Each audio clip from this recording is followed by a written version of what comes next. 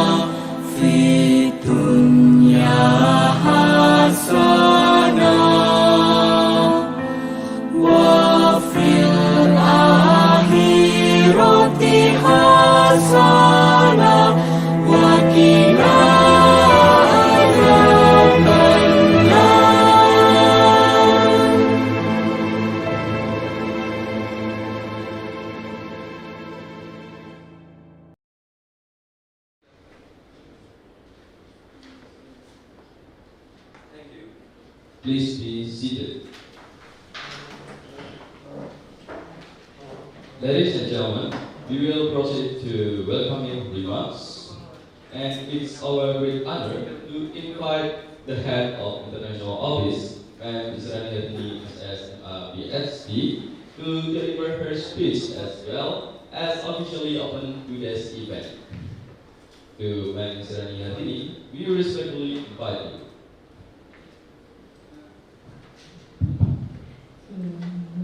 Assalamualaikum warahmatullahi wabarakatuh. Waalaikumsalam warahmatullahi wabarakatuh. Honorable Bapak Profesor Dr. Haji Bapak Profesor Dr. Haji Zainal Mustaqim, MAG, Director of UIN Jawa Wahid Pekalongan, and also Ibu Warak 3, Vice Rector Ibu Profesor Dr. Sinta cannot attend this opening session because she has a Zoom meeting with the vice rectors from the PTKIM Indonesia. So she asked me to open and also to give speech regarding this workshop. And also Honorable Bapak Idam Badruzaman PhD, as the head of International Mobility, Directorate of Global Partnership and Employability, Universitas Muhammadiyah Yogyakarta. Good morning, Pak. Okay, and also we have Vice Dean of Faculty of Science and Technology, Bapak Dr. Muhammad Iskari. Thank you. And also Bapak Vice Dean for Student Affairs from FPIK, Fakultas Tarbiyah dan Kebudayaan, Bapak Dr. Abdul Basi.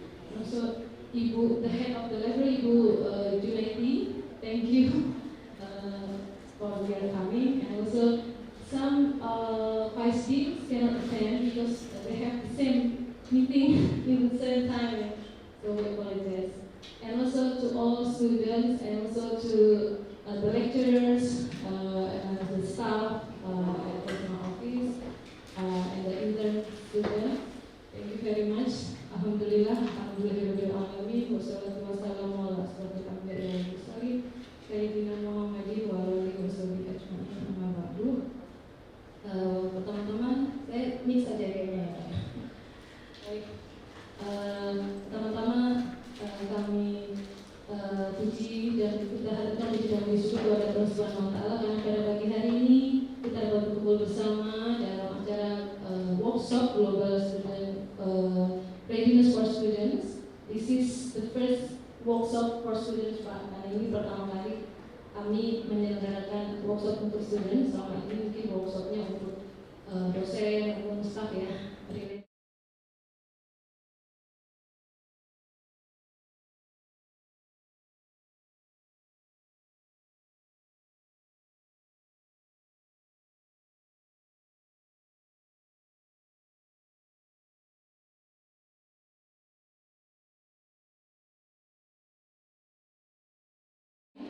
We also live streaming via YouTube ya. YouTube nanti yang bergabung di YouTube, terima kasih sudah hadir secara online karena memang kapasitas kami terbatas. Secara offline hanya 40 students. Ya. Tujuan kami International Office sebenarnya mengadakan kegiatan ini ingin memberikan encouragement kepada mahasiswa Pak, karena nantinya kami berharap dengan adanya pasca ya setelah workshop itu ada output, kami ada program untuk student mobility ke Vietnam. Jadi saya menginginkan nanti Pak Idam bisa memberikan motivasi ya dan juga semangat kepada mahasiswa untuk mengikuti kegiatan ini, dan nanti mereka wawasannya supaya terbuka, supaya nanti mereka mempersiapkan diri untuk mengikuti program student mobility luar negeri.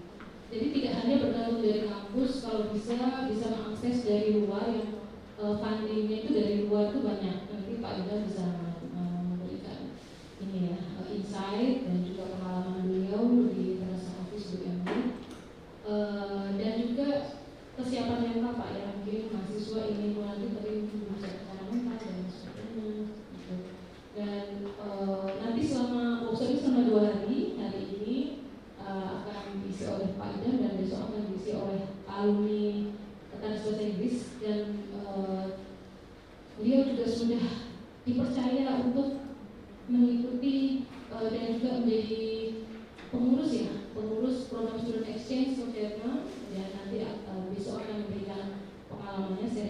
juga terkait dengan itu.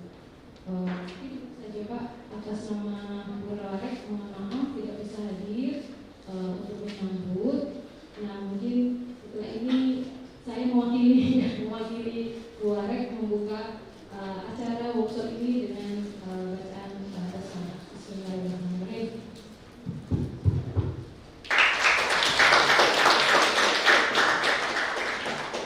Baik, mungkin setelah ini acara akan saya pandu sendiri karena memang keterbatasan juga ya Pak ya. Dan terima kasih juga kepada Pak Wade, kemudian Ibu Junedi atas kehadirannya dan yang mewakili dari fakultas. Terima kasih karena memang keterbatasan juga ya, keterbatasan ruangan dan juga anggaran. Jadi kami belum bisa mengundang semua. Pengen sih mengundang Pak Prodi juga Pak, karena ini saya ingin ada Kaprodi itu, terutama nanti Pak Wakil Dekan bisa menginformasikan bahwa nanti bulan Juni ada output dari kegiatan ini ya, student mobility ke Vietnam dan 7 orang Pak nanti yang akan terseleksi dan fully funded gitu. Bebas sih, kita mau 2 mau 4, tapi yang Juni kan masih yang semester ini ya, berarti kan boleh, semester 2 boleh Pak. Jadi intinya kami pemerataan sebenarnya per fakultas Pak ada, tapi mohon nanti mahasiswanya disemangati dan juga diberikan motivasi untuk mengikuti program ini. Jadi kami semua full ditanggung oleh gitu. Selama seminggu di Vietnam kegiatannya macam-macam. Jadi output dari workshop ini seperti itu. Mohon nanti teman-teman bisa mengikutinya dengan seksama dan juga mengambil ilmu dari kegiatan ini ya, gitu ya. Baik, sekian dari saya. Terima kasih. Assalamualaikum warahmatullahi wabarakatuh.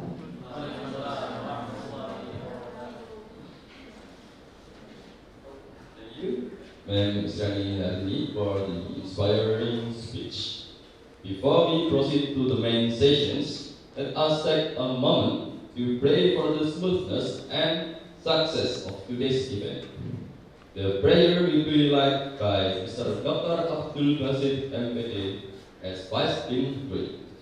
So, Mr. Basit, please lead the prayer.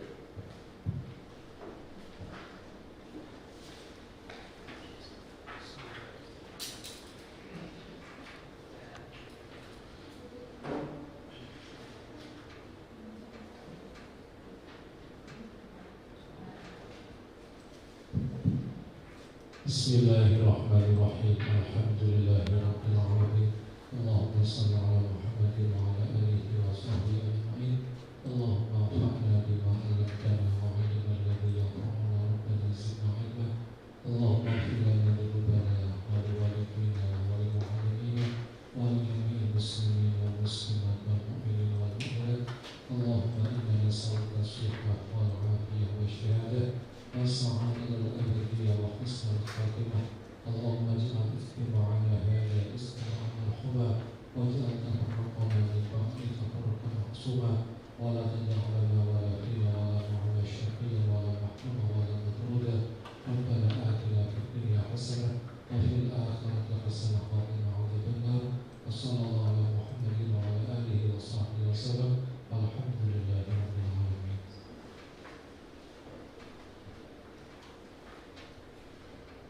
Thank you for the prayer. Ladies and gentlemen, we now move to the first session, which will discuss inbound and outbound programs, as well as opportunities and challenges of studying abroad. This session will be delivered by Mr. Dan Bersama ESC and will be moderated by Ms. Israni Nadini, SS, MA, ESC. Without further ado, I would like to hand over this session to the moderator.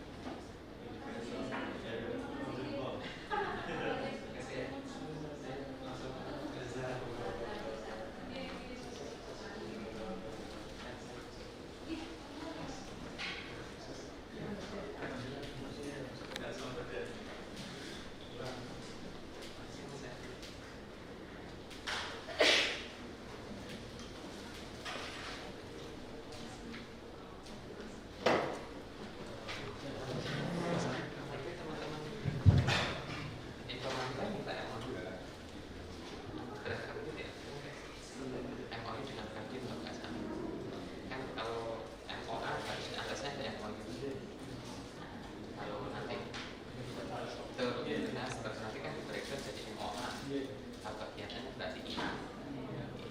Nanti kalau break dulu. kalau langsung dengan aja, kalau tidak kita nanti suruh dulu aja. Gitu lah. Kita buatkan aja. Belum ada yang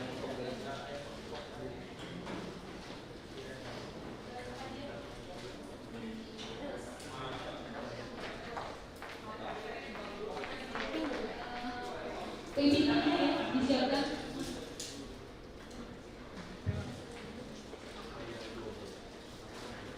Yang global.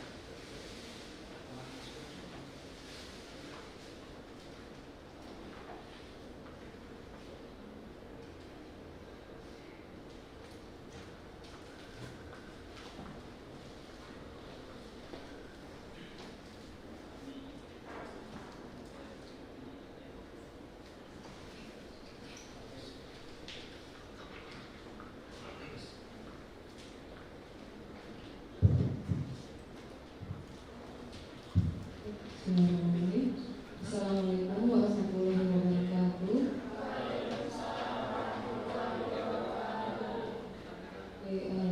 Bapak Idam bersama Esri, also all my fellow students, also our staff.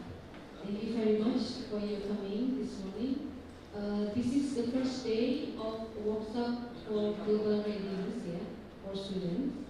And this workshop, this 2-day session, will be delivered by Bapak Idam Badruzzaman PhD. He is the head of International Mobility, Directorate of Global Partnership and Employability, Universitas Muhammadiyah Yogyakarta. Allow me to read his short bio. Okay, Bapak Idam. His bachelor degree he received from Bachelor in Political Science from Universitas Muhammadiyah Yogyakarta from 2006 until 2010, and also he continued to the master degree in the International Master in Peace, Conflict and Development Studies, Universitat Jaume Castellón, Spain, Spanyol. Pak Idam jadi S1-nya di UNY, prodinya ilmu politik, kemudian melanjutkan S2-nya di Spanyol, Universitas Jaume Castellón, dengan program studi International Master in Peace, Conflict and Development Studies, and then he pursued his doctoral degree in Universidad Autónoma de Madrid, Spanyol ya, in modern history. He graduated in 2021. Jadi memang S2 dan S3-nya ini beliau di Spanyol. Nah, otomatis pasti beliau bisa berbahasa Spanyol ya. Dan bahasa Inggris tentu saja karena memang dari kunci awalnya dengan menggunakan bahasa Inggris ya.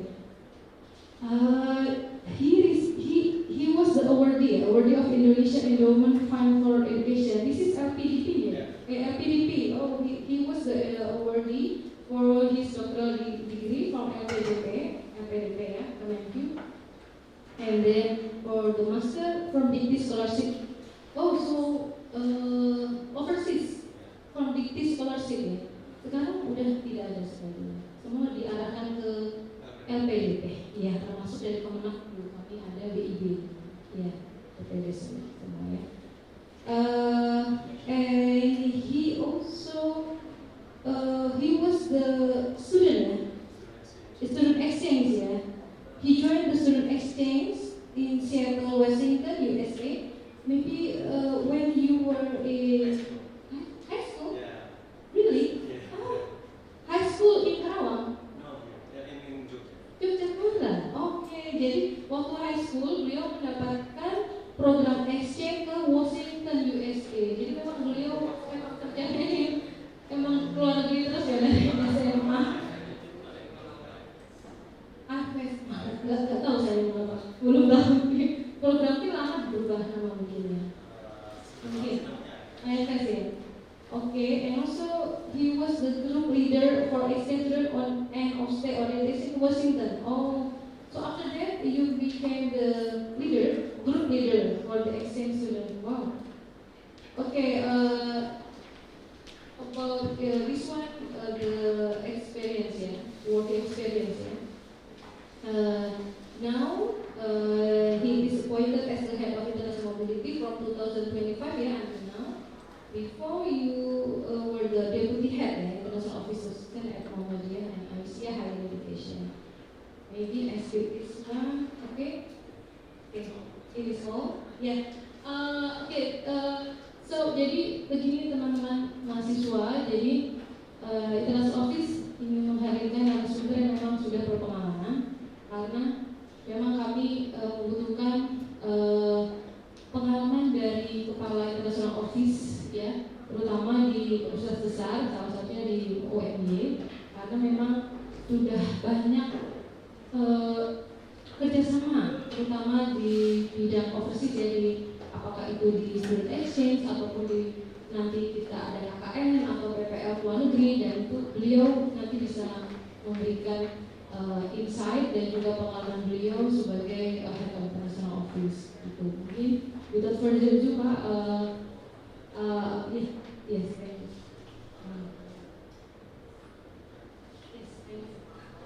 Okay, without further ado, let's give applause before that to Bapak Idam Badrul Zaman for his achievement and also for his educational background. It was amazing Pak. Now the floor is yours Pak. Silakan bisa memberikan insight kepada kita. Kita nanti ada 2 sesi nih. Sesi yang pertama tentang global readiness, yang lain motivation. Ya, silakan. Waktu dan tempat kami persilakan. Thank you very much, Ibu Sri. Assalamualaikum warahmatullahi wabarakatuh. Good morning, everyone. I see that you are still sleepy, even this morning. I wonder whether you have a breakfast or not. Have you had a breakfast already? Yes, you did? Okay. Maybe you ate too much breakfast, so that it makes you sleepy this morning. Okay, anyway, I hope my presentation will not make you even sleepier. And I hope it makes you otherwise. And yeah, let's see. Let's have a two-way communication. So if you have anything to say, you don't have to be doubtful. You can just say it. You can just raise your hand, and I will be happy to answer the questions or to clarify things that need to be clarified even further. Okay. So this morning I was assigned by Bu Isri to talk about global opportunities. Since the audience is students, so I probably would give more on my experience even more, which hopefully can also becoming reference for you to step further while you are here in the university, because the university offers a lot of chances for you to develop yourself even further. The university is a place where you can creatively becoming powerful in such a way, and also becoming inspirational, and of course also useful. And you want to be useful for many, as much as many people all around us, because that is what our prophet has taught us. Right? We want to be useful for anyone, or for everyone surround us in our surroundings. Okay, I was also surprised that this university is named after our great scholar called Gus Dur. Apparently, I had a conversation with Bu Isri that he was named only maybe 2 years. Yeah, it has been 2 years already, 2023, right?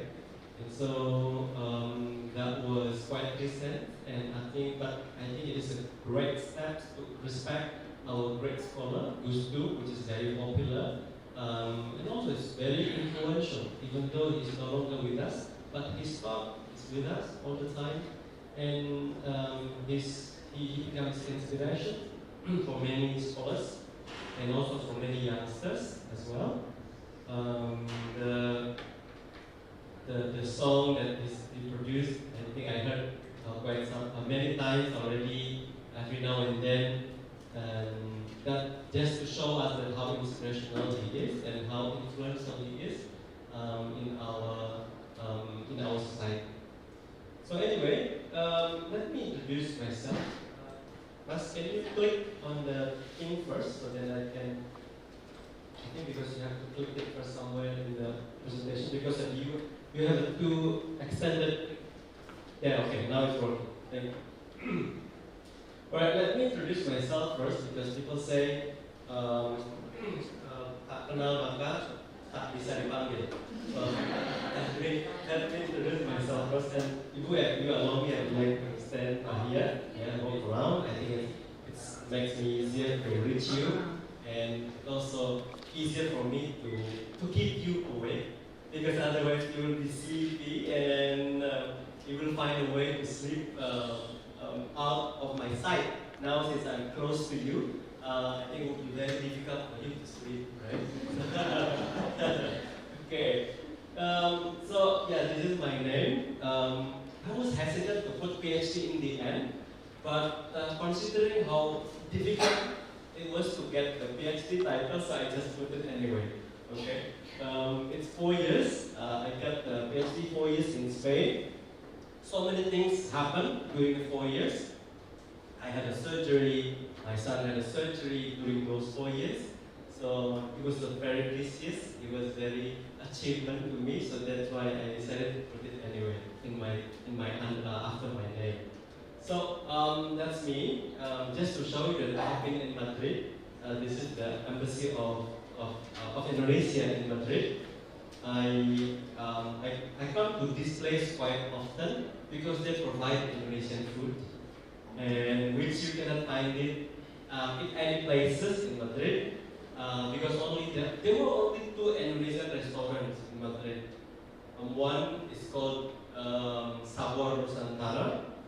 Sabor means taste of Nusantara, and the other one is what is that called? The ramen.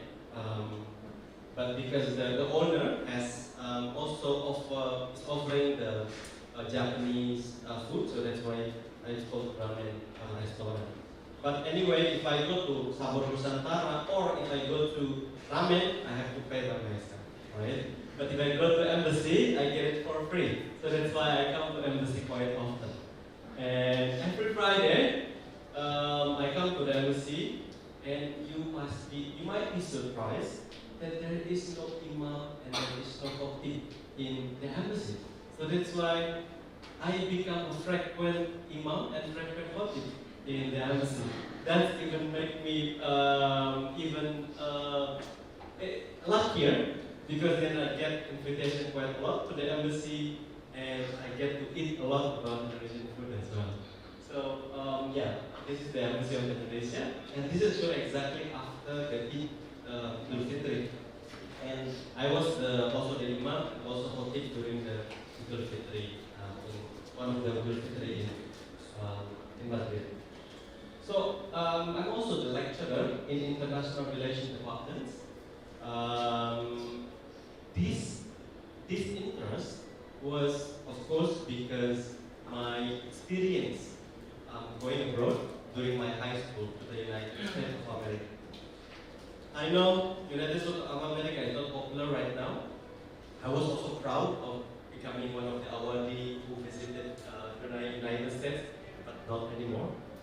Which I don't like America now, but still, I have to respect the American people. I still in contact with my host family when I was in the United States. As an international relations student, I have to distinguish between the people and also the government. You cannot generalize all of them into one. No, you have to distinguish them. One is the people, and the other is the government. For the people, you have to respect them. And because just like us, sometimes they can have a disagreement, right, with the government. We have quite a lot of disagreement with our government as well, over MBG, for example. So many people are not happy with the MBG, that's one of the things that is different. You have to make it different between government and also the people. I love American people, especially my host family. They were really loving family, and I managed to contact with them. So, other than that, I'm also the head of international mobility. It is widely known as head of the international office in Indonesia. That is term outside, but the term inside, my title is the head of international mobility because our office has expanded. Not only talking about the mobility, we also concern about the employability. We concern about the industry.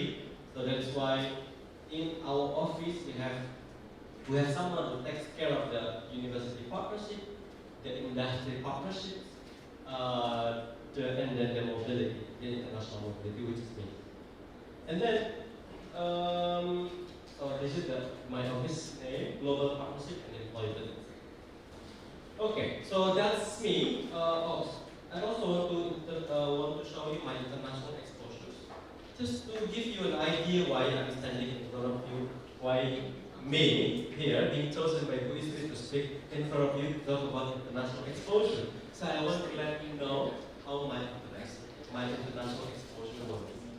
So one, as I have mentioned to you, I was an IFS student. Some of you might know what is IFS. IFS is quite popular in the high school.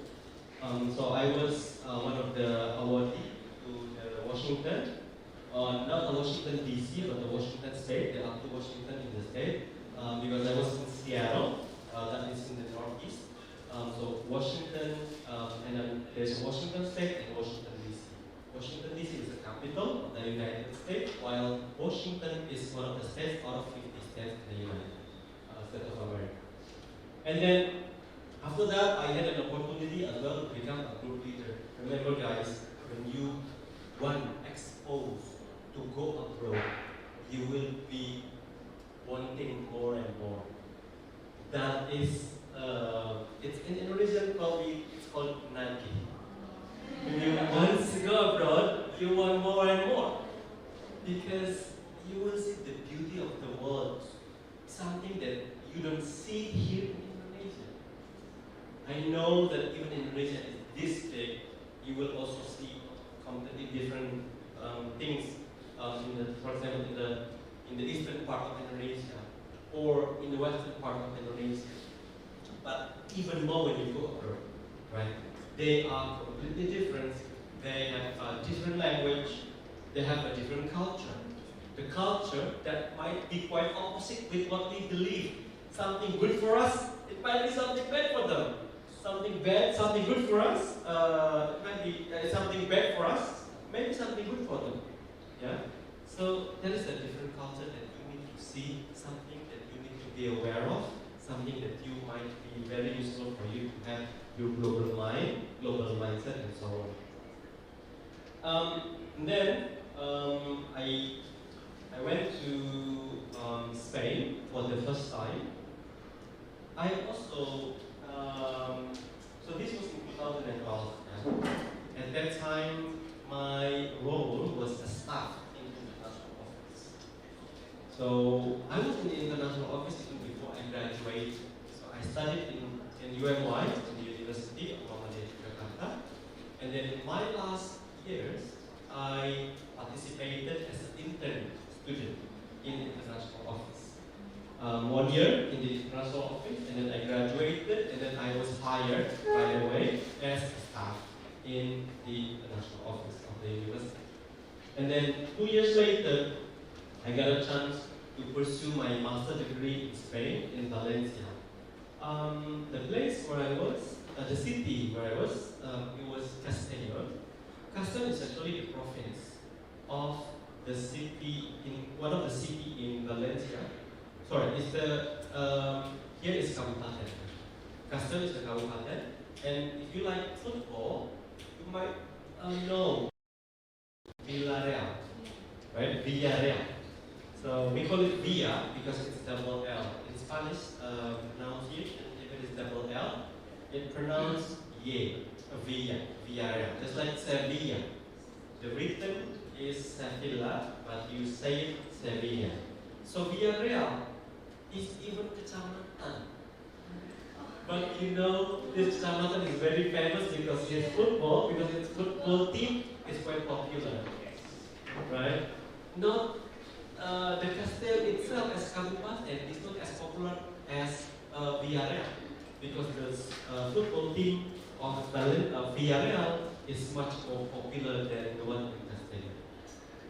So anyway, I was in a small village.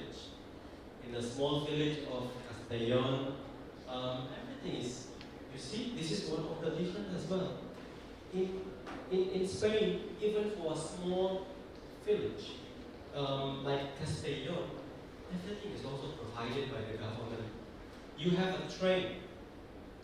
The train is connected to all cities in Spain. So there is no cities that is no train available.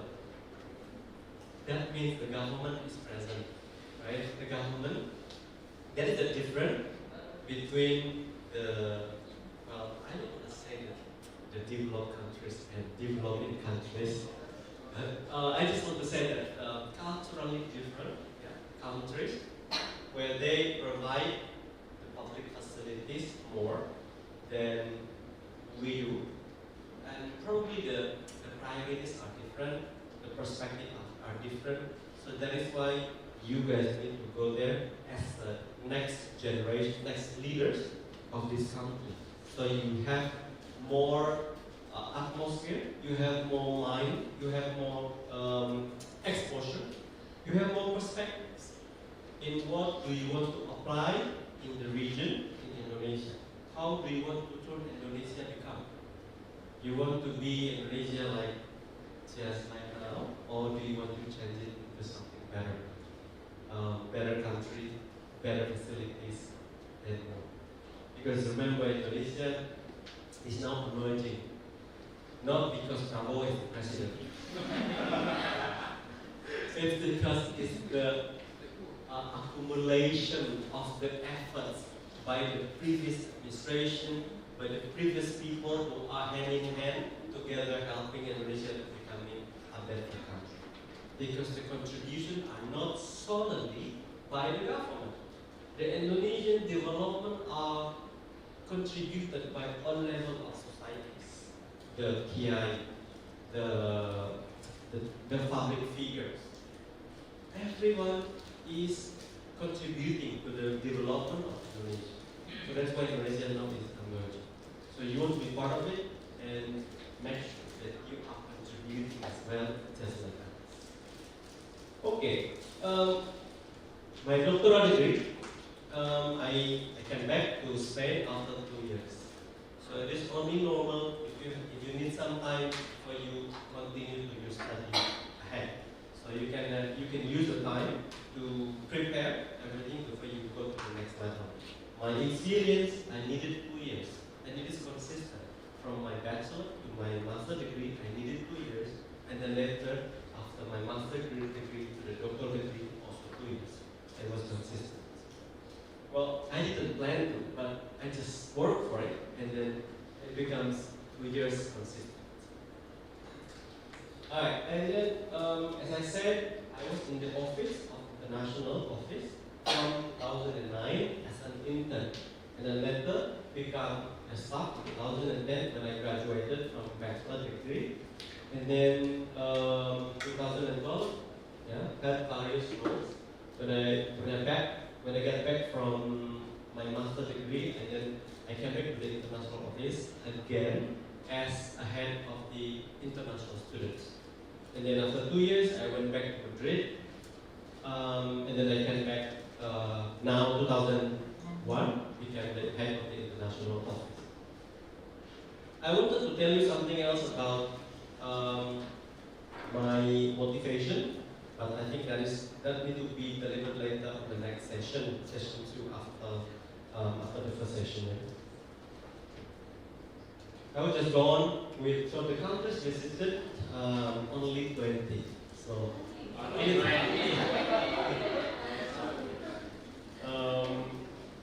Australia was my first dreaming country after the United States. So yeah, I've been some of the countries in ASEAN, Asia, and also in Europe, Africa, and Australia. Again, this is just to confirm that going abroad is not. You want more. You want more and more. You know this country. What does the other country look like? So you wanting more and more. So that's why make sure you get this chance, so that you will get another opportunity to go on and on again. Okay. All right. Now that's all about me. Now it's about you. Now let's talk about you. What is the first question? Have anyone gone abroad? Can you raise your hand if you have gone abroad already? Have you gone abroad already? To Batam? No, Batam is not included. Batam is quite close from here. Anyone? No, you have gone abroad. Okay, so I come to the right place then. Because if you have gone abroad, well, my advice wouldn't be useful. Yeah. Okay, so. Another one, do you have a passport already? No, okay. Now I think this is something that you need to get right away, because it is now the regulation is 10 years. This is the logic that I want to give to you. The duration of the passport now is 10 years. Now, do you think you will not be going anywhere abroad in the period of 10 years? So it is not useless to have a passport now, right? Because 10 years is a long period of time. So let's just get it now, and you don't know. Sometimes an opportunity comes and require passport immediately. Many scholarship providers, sometimes they just come and offer you an opportunity, but you have to have a passport already. So that is why, first thing first, go get a passport. Okay, go get a passport, because in a 10 years period of time, I don't think it's just it's 10 years is a long period of time, and you will have an opportunity to go abroad for any reasons. Previously, a long time ago, it was only 5 years. So 5 years, some people say it's a very short time of period. So maybe I would just make a passport whenever I need it. But now, since it's 10 years, and then this passport can also be used for Umrah. If you have a willingness, if you have an intention to go Umrah, so this passport can also be the same. There is no difference between passport of Umrah and passport for traveling or for studying abroad. Right? So there is no excuses to postpone making of passports. Get the passports now. Okay? First thing first, to get the passport, you download the e-passport in your phone. That's how you make an appointment, and also upload some of the requirements, some of the documents needed for making a passport. And making a passport is even easier as a student, because sometimes this is a requirement that is not written in the immigration office, but sometimes it is required. It is necessary, which is the letter from the institution. Now, since you have Ibu Istiani here, you can just ask her to provide a letter of recommendation. It is quite easy, right? Ibu Istiani will be more than happy to provide a letter of recommendation to make a passport. Because if you are not belong to any institution, it will be even harder to make a passport. I know it is not written exactly in the website of the immigration, but sometimes it is necessary. Sometimes, most of the time, the officer will ask for it. Will ask what is the recommendation, what is the reason why you want to make a passport. I know, I understand that they want to prevent the illegal trafficking, the PPPO, the human trafficking, because they want to prevent that kind of things. So they want to stop from avoiding giving the passport to those who don't have clear intention, clear purpose of using it, right? Because it still exists. It exists that many are having the human trafficking. They just being sent to a country to work, but the work is not proper enough, and more like into a slavery, more like into more than normal working hours and so on. So that is why the immigration want to prevent that from the beginning. But you guys you belong to the institution, and you will be easier to provide the documents. Okay? Get the passport. Alright, now going abroad is cheap and easy nowadays. It is cheap and easy nowadays. I know it is not as cheap as before. During the traveling, it's booming quite significant, but I think it's affordable now. Why it is going abroad is cheap? I also want to encourage you, to see this as as exercises or as a backup plan, because my premise is that you need to get exposed by the international atmosphere. You need it. You need an international atmosphere. So get your passport ready and send it to you. Okay? So this one here. ASEAN over 3 days free visa. Because ASEAN is free visa, all the member countries of ASEAN, you can go there for free. You don't have to apply for a visa.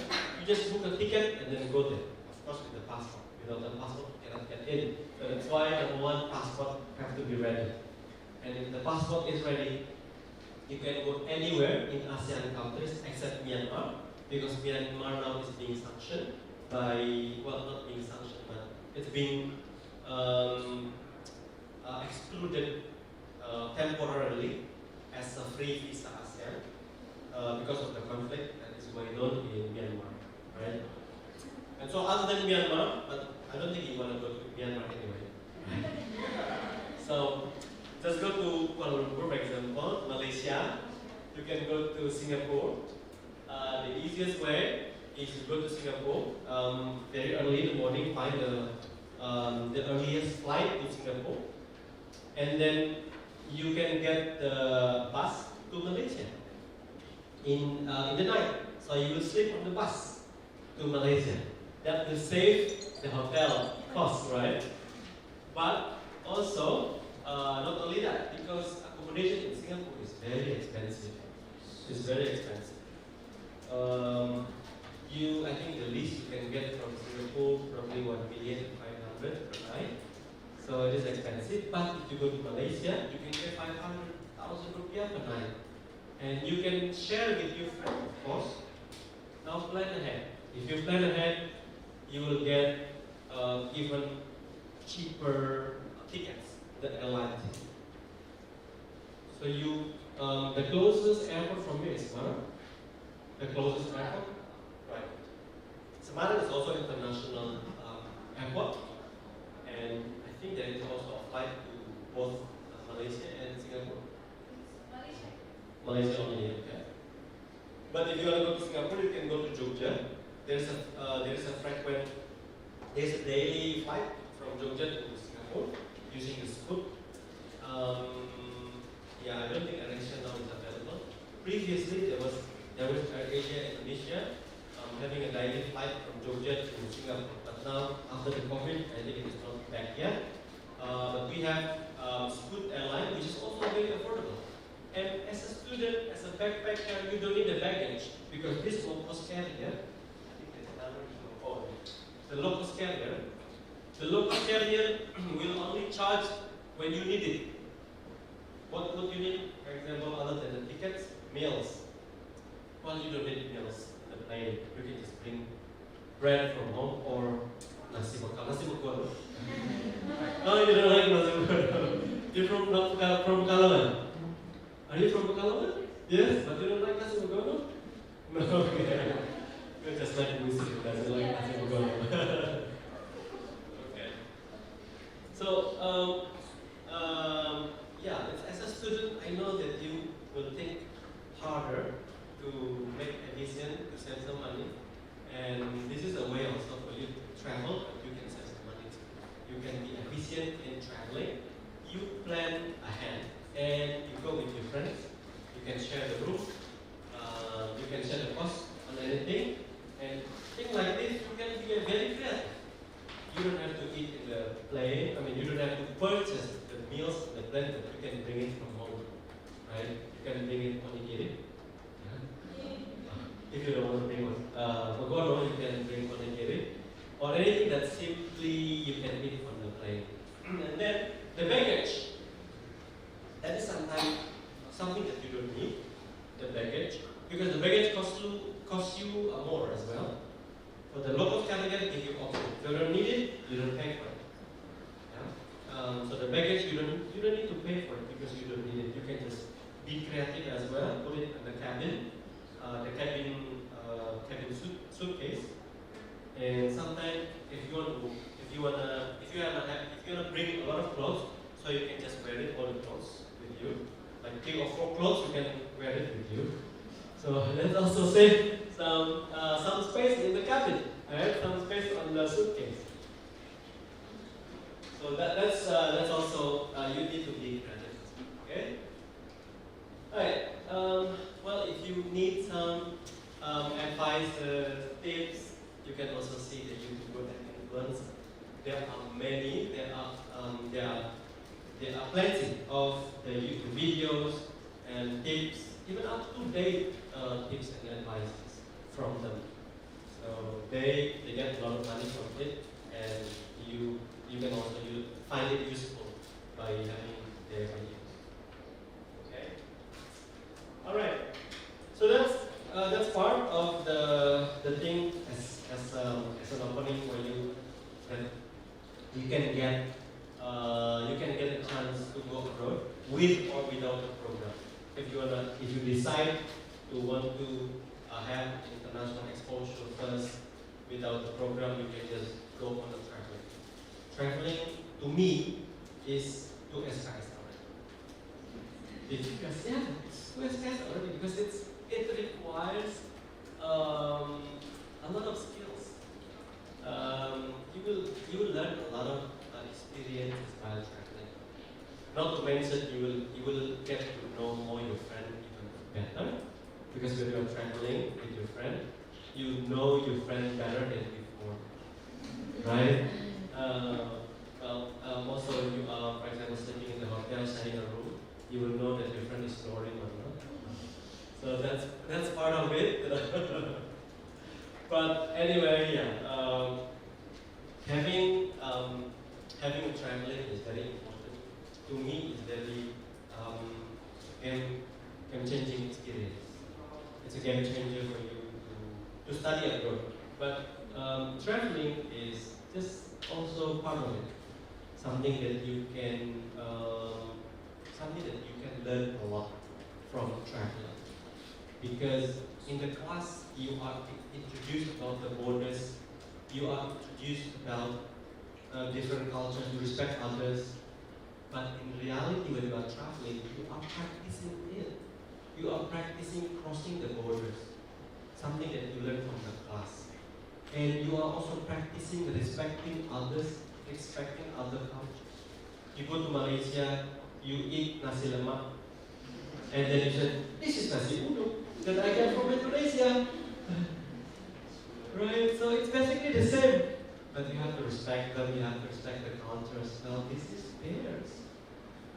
And then you will see some students from Malaysia singing Rasa Sayang Sayangi, and they claim that it belongs to them.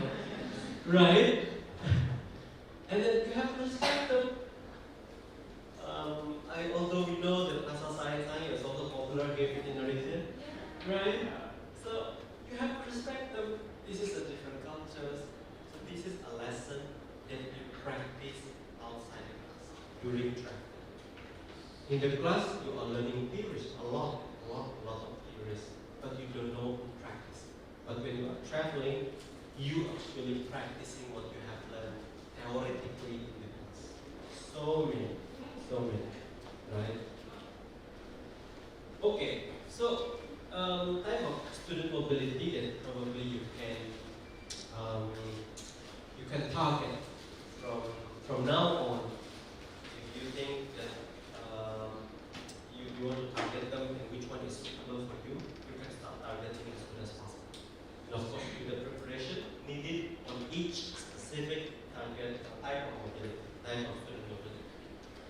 So now, student exchange. Student exchange is a common program for student mobility for the student, for the university student. Because student exchange is getting a benefit of waived tuition fees in the host universities. Because your university has an agreement with the partner universities abroad, where they agree to waive the tuition fees. So you don't have to pay anything if you go to the partner universities of your university. So we Bushwood has partner universities abroad, and they both decided to remove the tuition fees. So if you go there, you don't have to pay the tuition fees. But something that's common as well in many universities, you still have to pay the transport. You have to still pay the living allowance, the living cost. But think again, okay? Think again. Going to Malaysia, for example. Going to Malaysia is cheap. It can be less than 1 million from Yogyakarta using the air Asia. If you add the baggage, because you're going to stay there for 1 semester, so I think it is necessary for you to add a baggage. The baggage probably it costs like 300,000 rupees. So then it would be less than 1,500,000 to go there one way. Okay. And then the living cost.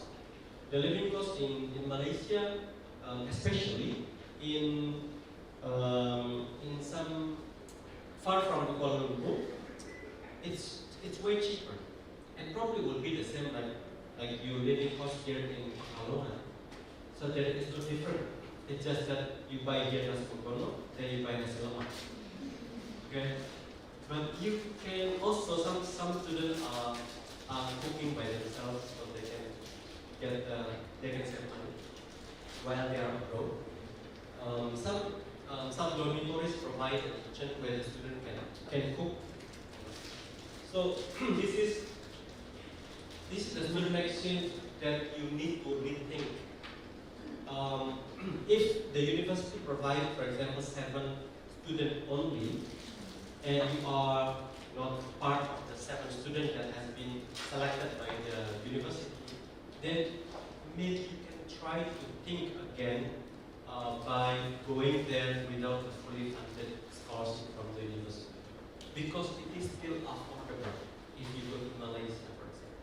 Well, for us, same in UMBA, Malaysia is the most favorite destination simply because it's cheap, just like in Jogja. The prices are the same like in Jogja. The prices are the same like in Jogja. We send students to University Utara Malaysia. University Utara Malaysia is not the capital, right? So that's why it is not, it is cheap. And it is not that crowded, just like in the capital. It's even quieter than Jogja, Utara Malaysia. There are many forests. It is in border with Thailand. You can also visit Thailand sometimes because you also have free visa as Indonesian passport holder. You can go to Thailand easily with a bus. But there are many travel here like Ramasakti, for example. The transport to go to Thailand from Utara Malaysia. There is also in Penang, Science Malaysia, also close to Utara Malaysia. That is also cheap. The prices are cheap. So then, if you some in Utara Malaysia, we can even get the free accommodation. The university, if the university has a reciprocal agreement with University of Utara Malaysia, they will provide a free accommodation. So then, the thing that you need to cover is the transport and also the living cost. But remember, the living cost is something that you don't have to count. Because even if you don't go to Malaysia, you still have to need it here to live here in Pekalongan, right? Right? So don't count living cost as a living cost, as part of the component. Because it is something that you still have to pay anyway, even if you don't go anywhere. So just count it as a transport. You just need to pay a transport and also a visa. Because for longer period of time, you need a visa. This free ASEAN visa is only 30 days. But you will be staying there for 1 semester. Effectively, normally it's 5 months staying in Utara Malaysia. And you need a visa for that. But that's those only two things that you need to get out of your pocket. And other than that, it's just something that regularly you also expend. You also spend. Okay? But even though you have to pay these 2 items, but the thing you get is far, far greater than what you spend. It is worth it. Okay? As I said, studying abroad is a life-changing experience. It's going to be a game changer for you. I never had a thought that I would go to many countries.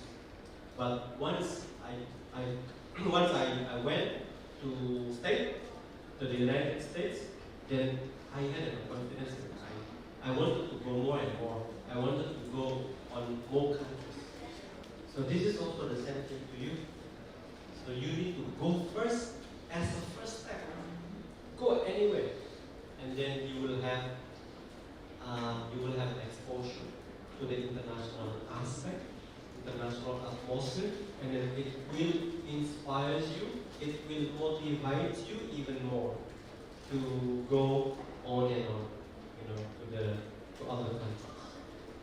Some countries are still also, especially if there is no war, going to Australia is also cheap. We used to have a simple limit. We have Air Asia X. It is cheap to go to Australia, to Darwin. I encountered only 3 million rupiah to Darwin one way. So then 6 million two ways or return. It is something that you need to consider, something that you put in your bucket list, wish list. Okay? Put it in your bucket wish list. What country do you want to go first? And what country do you want to go for the next couple of years? Okay? And then the next one is a double degree program. Double degree program requires the agreement between the university and also the university partner, because it also requires the permit from the Ministry of Education, higher education in Jakarta, in every degree, in every program study that we have. And the next one is a full degree abroad, full-time student.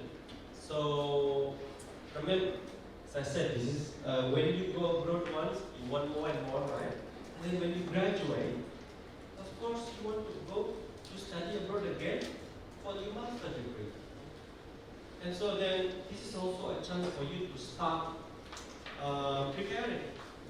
You have to start preparing from now on if you wanna pursue your master degree or your PhD level abroad, then you have to start now. You cannot wait until you graduate, because it needs preparation. And then we have internship. There's also opportunities for students to do the internship abroad. As I'm from the National Relations Department, normally my students are going to the embassies, to the consulates of Indonesia abroad. We regularly send to some of the countries, even to New York, the Indonesian consulate in New York. We send students to do the internship in Manila, in Canberra, in many cities of the country. Research collaboration. Some students are passionate about research, and this is also a chance for you to have the international exposure by going in or by including your passion. If your passion is research, then there are many possibilities to go on the research in the international level, because research is also something that the lecturers are also interested in, and the joint, for example, joint research between students and lecturers can bring you to the international exposure. There are many schemes that are also available for you to join. And then short programs, the one that will be available soon to you. That a short program in Vietnam for 1 week. That's a short program. That is also something that you can benefit from, because 1 week is also giving you a lot of experiences, especially if the programs are more than one. Even for traveling, like a simple traveling, for me is very useful. It is very important for you to do so. Now, the short program is of course it's a design program that can give you more benefits, especially it comes with it. Okay, exchange students. I want to show you. This is the first student exchange to Spain. So this is actually my university. We call it. This is part of the Arabic influence. In Arabic influence, J pronounced He or Ho. That's why Uhi it's called pronounced Uhi. Yeah. La Uhi. La it's simply like Al, right? But La is for feminine. And then Al is for masculine.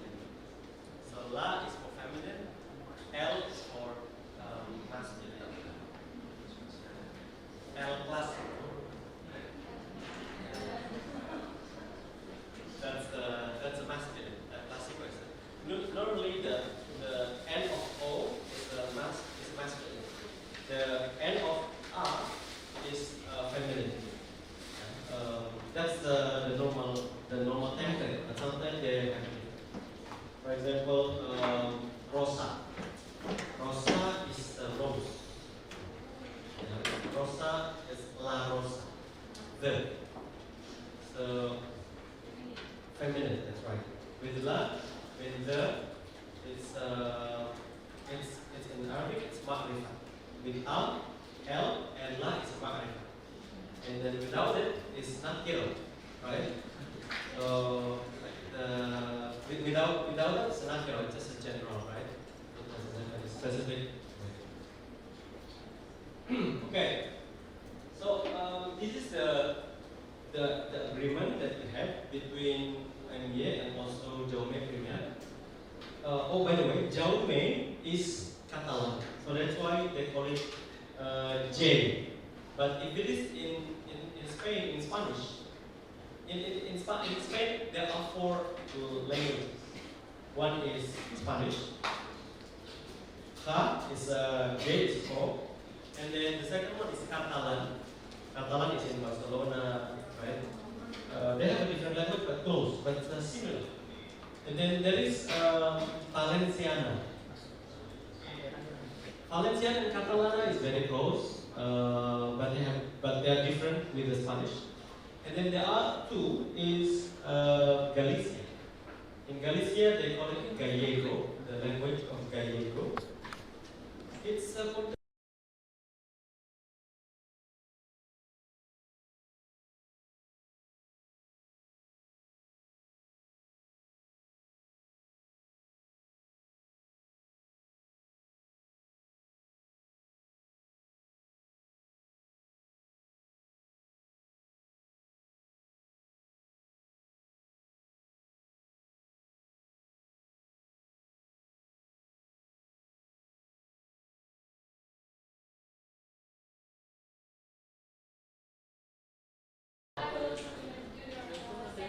I see.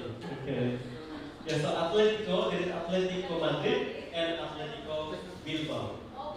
Yeah. So Bilbao is the capital city of Basque country in the north. And this one is also completely different. The language is completely different. So anyway, these are my students who went to Spain for the first time in 2015.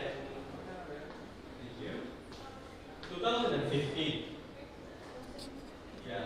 So when I was in Spain, I made an agreement with the university I studied because I was in the office, the international office, before I went to Spain. So then the agreement sense is with me. So when I went there, I wanted to also make an agreement with them. But the problem is nobody encouraged the student to apply for it when I was in Spain. So then when I get back from Spain, I had an opportunity to encourage students to go for a student exchange. 2014 I came back, and so 2014 I started to promote the program to my students. I made a calculation to my students that, again, just as I have mentioned to you earlier, living costs, the plane tickets,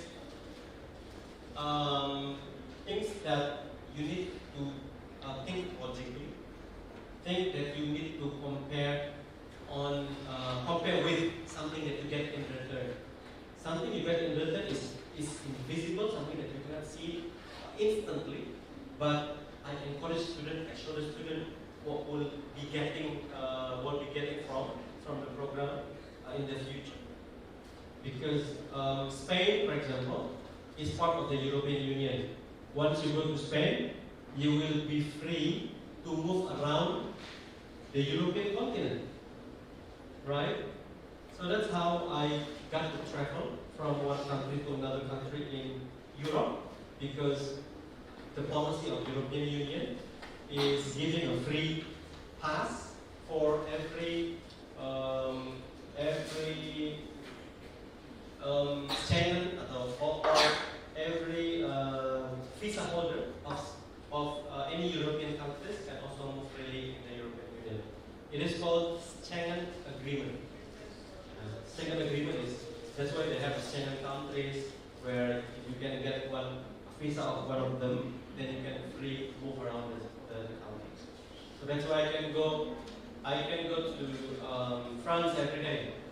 I can go to, if I want, of course I don't do it, it costs a lot of money. If I want to go to Netherlands, Germany, I don't need to apply another visa because one visa is enough for all. If you have a visa of Italy, you can go. You can also move freely to any places in Europe. So that's how I encourage my students until finally these students are there, 6 students, 6 students are there, and then you see what happened. This person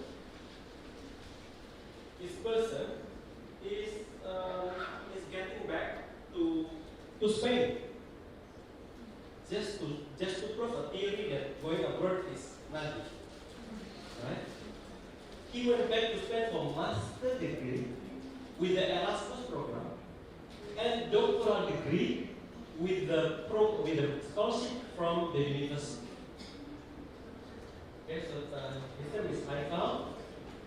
He is now in Cordoba, University of Cordoba. And then this one, her name is Jasmine. Jasmine also went back, went abroad for a master's degree in the United States of America, in Illinois. The rest, I think they also did a good job. I'm not sure where they went, but they were the TOEFL agents when they went to Spain. Look, this is in the newspapers. So they were taken into the newspapers. This is the first Indonesian student studying student exchange in Turkey, in Jawa Tengah, in Castel Belanda. And apparently there are also, some of them are musicians. He is the guitarist, he is the bassist, and he is the vocalist, and he is the drummer. So then they made also, sing a song to entertain the university events. It was amazing. The university event where the rector are coming, the vice rector are coming. So it represents a perfect representative from our country and from also from the university. So this is how also I want to show you how this experience is a life-changing experience for them. Bilateral agreement again. So for the student exchange, you can go on with an MOU or without MOU. I have also shared information to Yustriani.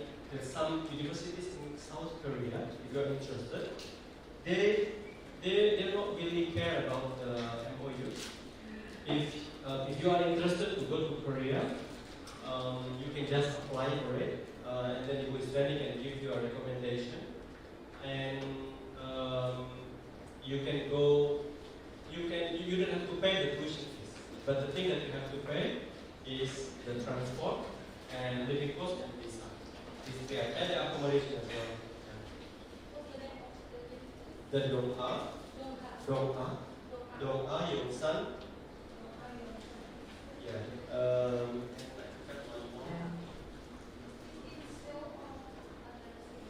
It's in other cities. I think it's better to be in other cities because Seoul is very expensive. So that's why far away from Seoul is beneficial for us, right? It's good for us. Okay, so tuition fees at the host university is going to be waived. This is like common agreement. In any universities around the world, mostly they will waive the tuition fees, but not in the universities that is having a capitalist mindset, like America, United Kingdom, and Australia. They will not let you to study there without paying, because they get the money from the students. In Australia, it's a quite significant amount of money for them in their academic. free accommodation reciprocally. So in Thailand, for example, we have the reciprocal free accommodation in Malaysia, Thailand, and the Philippines. So if you really can't go to these countries, the Philippines is very cheap. If you go to Philippines, in the southern Philippines, most of our partners, mostly in the southern of the Philippines, we have Mindanao State University of Iligan, we have Mindanao State University of Marawi, we have Mindanao State University of Tawi-Tawi. They give you free accommodation. They give you free accommodation, and then the prices are very low. It's even cheaper than in Georgia. And it's even cheaper. And SUII in Iligan, in the Philippines. Yeah. If you go to the Philippines, you will see like 20 years ago of Indonesia. But I feel like something that is curious, right? Something that I enjoy coming to the Philippines. The hospitality is awesome. It's just like Indonesia. Like we have a lot in common with the Philippines, and their English is excellent, right? Compared to Indonesia, even compared to Indonesia. So you also get a chance to learn to practice English as well while you are abroad in the Philippines. So this is an amazing opportunity for you to build, to target. In Sanwoo University in South Korea, even give you the stipend. Because they get it from the government. So in Korea, if you have more international students, you get more subsidy from the government. And if the university can successfully apply for the stipend, so then the stipend can be delivered to the student, to the international students. So we have a regular scholarship from Sanwoo University in Assam, like 1 hour and a half from Seoul.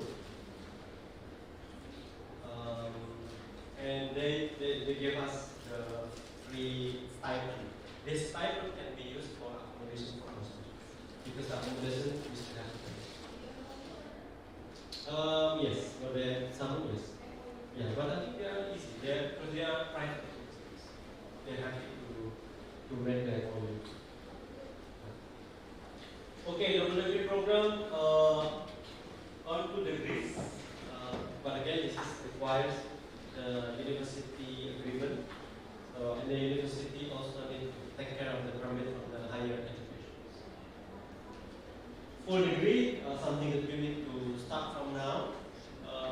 Again, to fulfill the nativeness of going abroad, so then you have to start now. And then you go abroad now, and then you will be wanting to go after the graduation. So, and then global career pathway. Some students who chose to be, for example, in a diplomat, you will be also given an opportunity to study abroad with their scheme of platform, like soldiers as well, resident soldiers, military. You will have the CESCO. I'm not sure the abbreviation of CESCO, but there's an opportunity for them to further their career abroad as a military. In Spain, I met many times the military personnel getting education in the military of Spain. It's like exchanging military personnel to upgrade their skills. International partnership, as I mentioned to you, this generation we are my student in New York City up here, and then below is the UOY student who did internship in Manila, because international relations students are interested to know the business process in Indonesian representative abroad. And I think now multi-disciplines are quite welcome. Even though you are not international relations student, you will be also able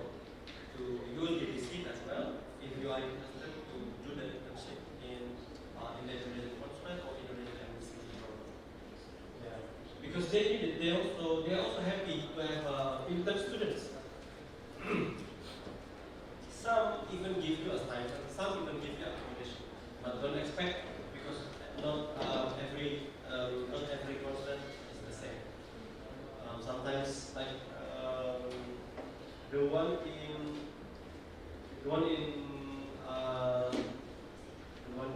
Davao City in the Philippines. They can give you the accommodation. The one in Africa, one of my students, Tanzania. I go to Tanzania, the embassy in Tanzania, and he get the accommodation as well from the embassy. Because every embassy normally they have a room for transit, and if the embassy doesn't have a lot of Indonesian citizens, so that this room will not be used for such a long time. So IPPC, there is also IPPC dan KBR, Kajari dan IPPC. IPPC is Indonesian Trade and Promotion Center. We have one in Shanghai, we have one in Barcelona. So normally it's a trade cities. They have this.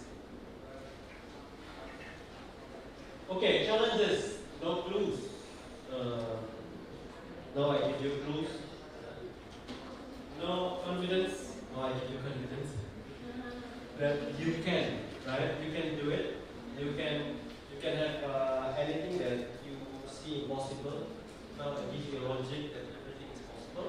You can go abroad without any program at all. You still can go to Malaysia, to Singapore. The only thing you need is just a passport and a ticket. Those two. That's it. They will not ask you the accommodation. They will ask, but you still need the accommodation, right? To stay a night in Malaysia or in Singapore. Some of the best practices of my students, they come to Singapore in the earliest flight, and then after that they explore Singapore, because in Singapore you don't have much to explore, because Singapore is quite small, even smaller than Pekalongan. Because from one end to another end it's only 2 hours by public transport, and even shorter if you use your own car. So from end to another end is only 2 hours. So then, so you just need 1 day to explore Singapore, and then after that you take a bus or take a train to two options. You can go to Malacca first. There is also bus to Malacca, train to Malacca. Malacca Strait is very important in our history. You can also take a look at the historical city of Malacca. We also have, remember the heroes of Malacca, who is that? The hero from Indonesia, name after Malacca? Tan Malaka, right? So you also part of the history of Tan Malaka in the city of Malacca Strait. And then after that you spend the night there, because Malacca is also cheap. You can stay there at night, and then you can continue the journey to Kuala Lumpur. And then from Kuala Lumpur you can spend there for 2 nights if you want. And then after that you get back to Jogja or to Jakarta, whatever you like, with whatever is convenient for you. With the cheap also airfares. Or there is a batik. There is a batik. I don't think Malaysia is still available. I don't know Malaysia is but batik is available now. From Kuala Lumpur to Indonesia, either from Jakarta or to Jogja. You see, so that's part of the thing that you can do to go abroad, because this is to go abroad. And then more information, I think you can also find the information from the social media. So these social media can get you closer to you. Okay. So do you know him? Yes? Who is? Yeah, that's right, Leonardo. He is Leonardo. He studied in the US, but he travels a lot. He also shares videos about traveling a lot. He went to Latin America, many places in American continent, and show how interesting is culture in many places. And then the other one, we have Zafira Akila. Also, Zafira previously in Japan, she shared a lot about living in Japan as a student, and I think that can also motivate you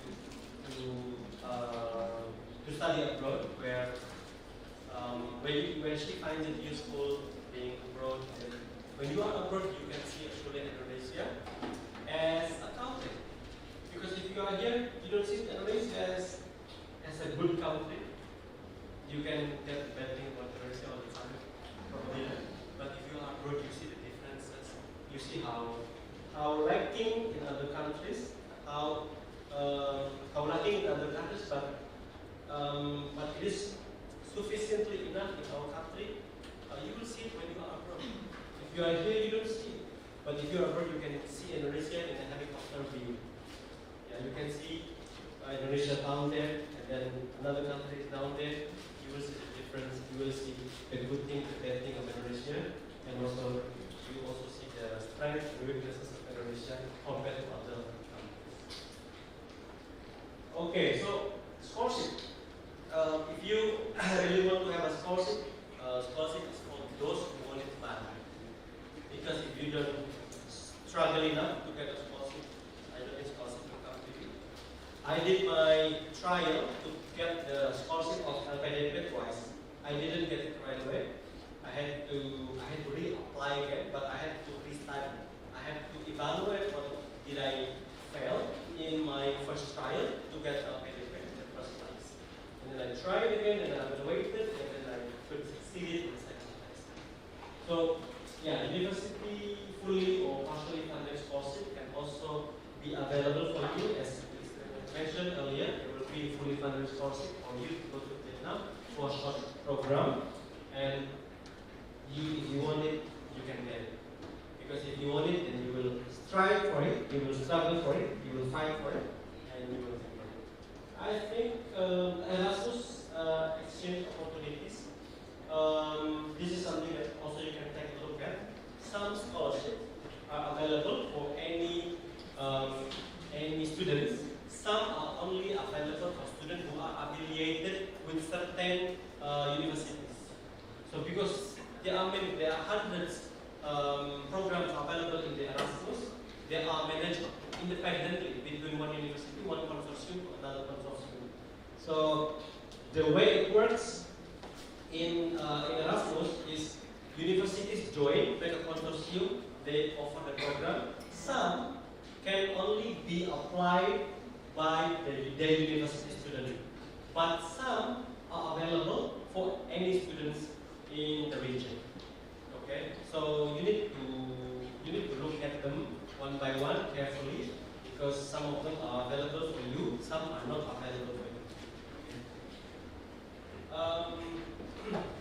And then other major scholarships. Germany, we have the AIT for full-time study program, and then Max also for full-time study programs. DKS, this is vary.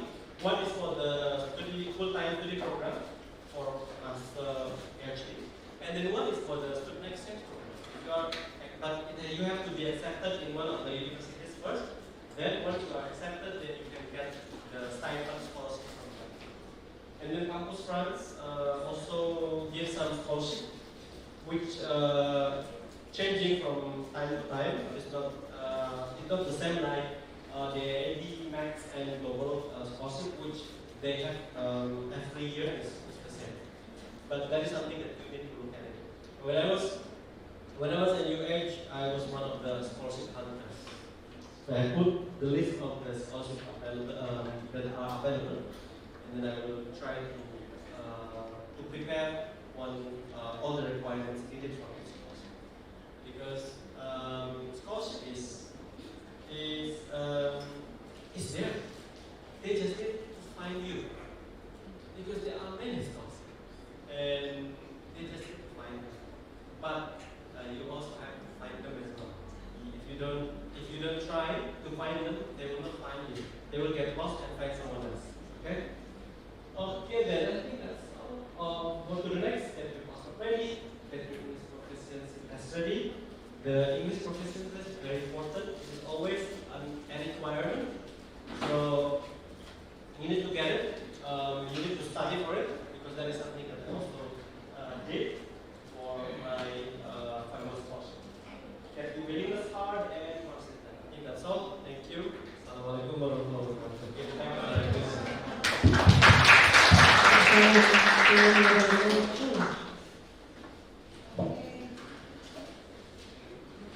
Thank you very much, Mr. Idam, for your insightful presentation. I think we open Q&A before we go to the second session. Maybe silakan kalau mau tanya, if you have any questions about this, okay? Berapa itu? Dua. Two. Okay. Maybe you can stand up and then saya kasih. Stand up and then okay.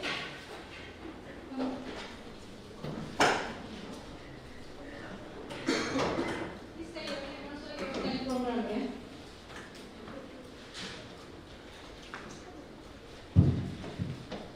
Oke, Assalamualaikum warahmatullahi wabarakatuh. My name is Nahvid and I'm from English Education Department. So, I want to ask about the international internship, which we know from many international or many campuses or many countries that hold internship program. My question is, where can I get the information about it, and what are the qualifications, and also are you have a recommendation from the about the internship, either the program or the NGOs or the countries? Thank you. Please. Okay, next. Mas.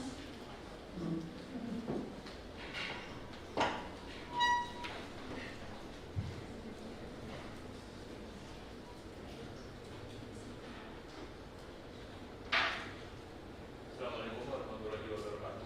Waalaikumsalam. Let me introduce myself. So my name is Kendra Kasalhail. You can call me Dylan. I'm from Studi Majority Informatics. And your name? Kana Dylan. Kiana. Dylan. Asal wait. Panggilan. Dylan. Dila. Yeah. Dila. Not Dylan from Bandung. From Pekalongan. What is your study program? Informatics. Informatics. I want to ask Mr. Idam, in your perspective, what combination of competencies, experience, and mindset makes a student not just qualified but truly stand out and become difficult to overlook in a student exchange selection process? Thank you. Any other question maybe? Faisal? No? Okay, maybe dua-dua Pak ya. Thank you very much, Hafiz and Dylan, for your questions, and it's important. I think that Hafiz, when he has asked about the internship opportunities, it depends on what you're from the linguistic, English language, English education. Okay. So I can directly give you a recommendation if you are interested. You can do the internship in southern Thailand. That is actually routinely done by so many universities. There is a foundation, I forgot the name of the foundation, but you can try to look for it, the internship in southern Thai. Later when I found one, I can give it to who is read about the information. There you will teach, the internship is you will be assisting the schools to teach the high school students, junior and high school students. You will be even getting an accommodation and also meals during your internship there. That is something, that's one that probably you can get, apply for it. And the other one, I think I would recommend you to see yourself, to find what is your interest. And if you find an interest, so then go to the related institution, because internship is not publicly published it is not published widely or regularly. Internship is something that you apply without a scheme. They don't have a scheme, they don't have a timeline. But if you are interested, you can just propose to be an intern there. But of course, the consequence, if they are not in need to get the intern, there will be no benefit to you. But the one that said to you, the Thai schools, the organization of, I think it's the name of the name of the institution is the Association of Indonesian Students in Thailand. Yeah. This association provide a platform for Indonesian students to do the internship in some schools in Southern Thai. Just to give you an idea, Southern Thai is not like Bangkok. Southern Thai are majority Muslims, and schools are madrasah. So that is why they are really happy if there are Indonesian students doing the internship there, because of the similarity of the religion, the similarity of culture, and also the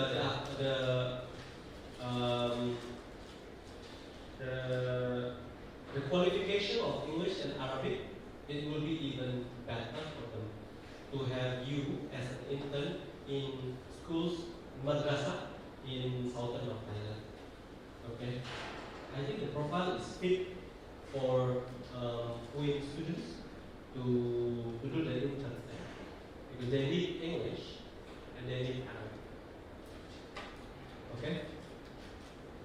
As for Dylan, the combination of skills for selection process, I always give the advice for students who want to go abroad, at least two things. One, you have to survive physically, because we want you to get back in a complete you, right? And I want you to go back safely, safe and sound. And then the second one, not only that, I also want you to get back to survive academically. I encountered some of my students, when they get back, they reported to me that their academics failed. They took 5 subjects and all of them failed. It's TL here, that lose. So that means that they did not survive academically. And now, I want you to think about how you convince the interviewers that you will be able to survive physically and also academically. Survive physically meaning also you come on time. You did not come ahead of the schedule. We want you to come after you completion the mission, after the completion of the semester.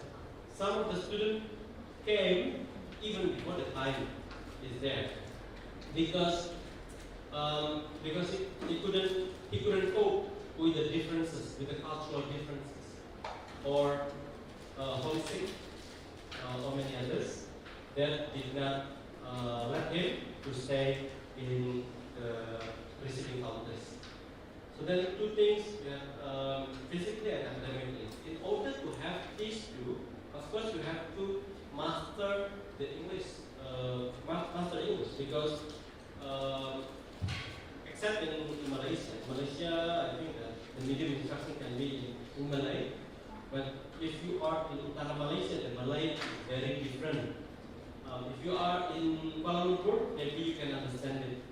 Even the medium instruction is in Malay. But if you are in Utara Malaysia, the Malay is completely different than the one in Kuala Lumpur. So then you still have to master English, and you have to take the courses that is instructed in English. So then English is must for you to be able to survive academically. Physically is also related to it, because if you cannot follow the then it will give you more uncomfortability, and it gives you, this discomfort, and then it discourages you and demotivate you to stay longer in the island. Okay, that's my. Okay. I hope this will answer your question ya. Sudah jelas ya? Cukup jelas ya. Ada yang mau tanya lagi? Oke. Okay, 2 more and then we break. Please stand up and then say your name and your study program. It's okay. Okay, Assalamualaikum warahmatullahi wabarakatuh. My name is Nali Jildausama. You can call me Nali. My mother is in Indonesian language education. My question is, I have 2 questions. The first question is, what are the things that need to be considered so that we can be accepted for a student exchange? And the second question is, as you said, sir, if we are abroad, that can make us open-minded. But how can we make our parents are open-minded that studying that study abroad is not that scary? That is, thank you.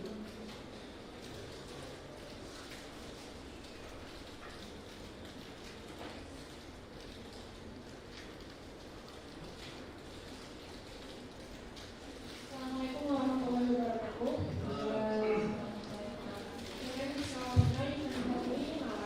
I'm from Indonesia, I have a big dream of participating in a student exchange program at Oxford. I'd like to ask if there possibility of participation in this program from a memorandum of understanding with my current university. If my university does not have an MOU with my target university, what are some alternative steps or route I can take to still have the opportunity to study there? Thank you.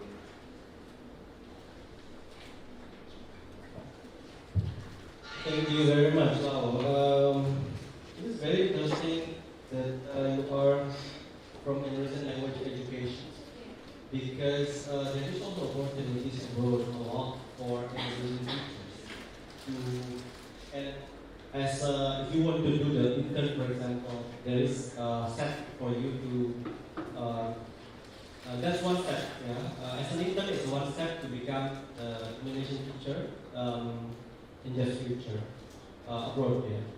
One, for example, in Indonesian Sekolah Indonesia Luar Negeri (SELN).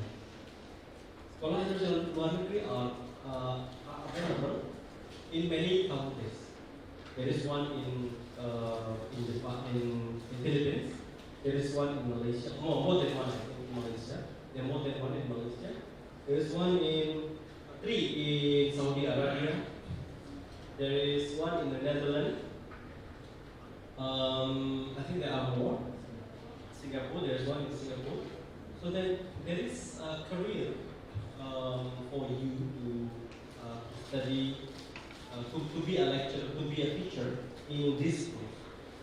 But if you happen to be an intern in this school, then then first you will get a motivation to be one in the future, and then you can start preparing to be one in the future. And so this is how you can get the motivation and get inspiration to be the teacher in the SELN. I met so many teachers in the SELN, and they're happy with their posting. If we see in the financial aspect, they get more than the one who teach here in Indonesia, because they rated with the US dollars, not with rupiah. So then that's something that also financially different. But international atmosphere is bigger, and you can stay for such a long time period of time in these countries. So that's one experience. Things to be considered to be exchange students. I think there is there is similarity with Dylan's questions, but maybe I can add some more. If you want to be an exchange student, I think that you need to show that you have a strong interest to the student exchange, especially if you want to convince the interviewers to get the fully funding of scholarship. There are many ways for you to show that you are ready to take part in it, that you are the right person to get the scholarship. Of course, number one is the English ability. English ability is the number one proof that you will be able to survive abroad. And then normally the interview will be taking place in English. So then you have to get ready with English to show them that you are the right person to get this student exchange program. And the second one,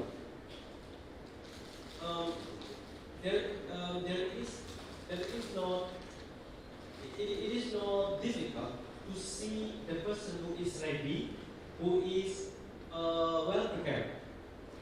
So make sure that you are well prepared. So then you will be picked by the interviewer, because it is easy for the interviewer to see whether you are ready or not, whether you are a well prepared person or not.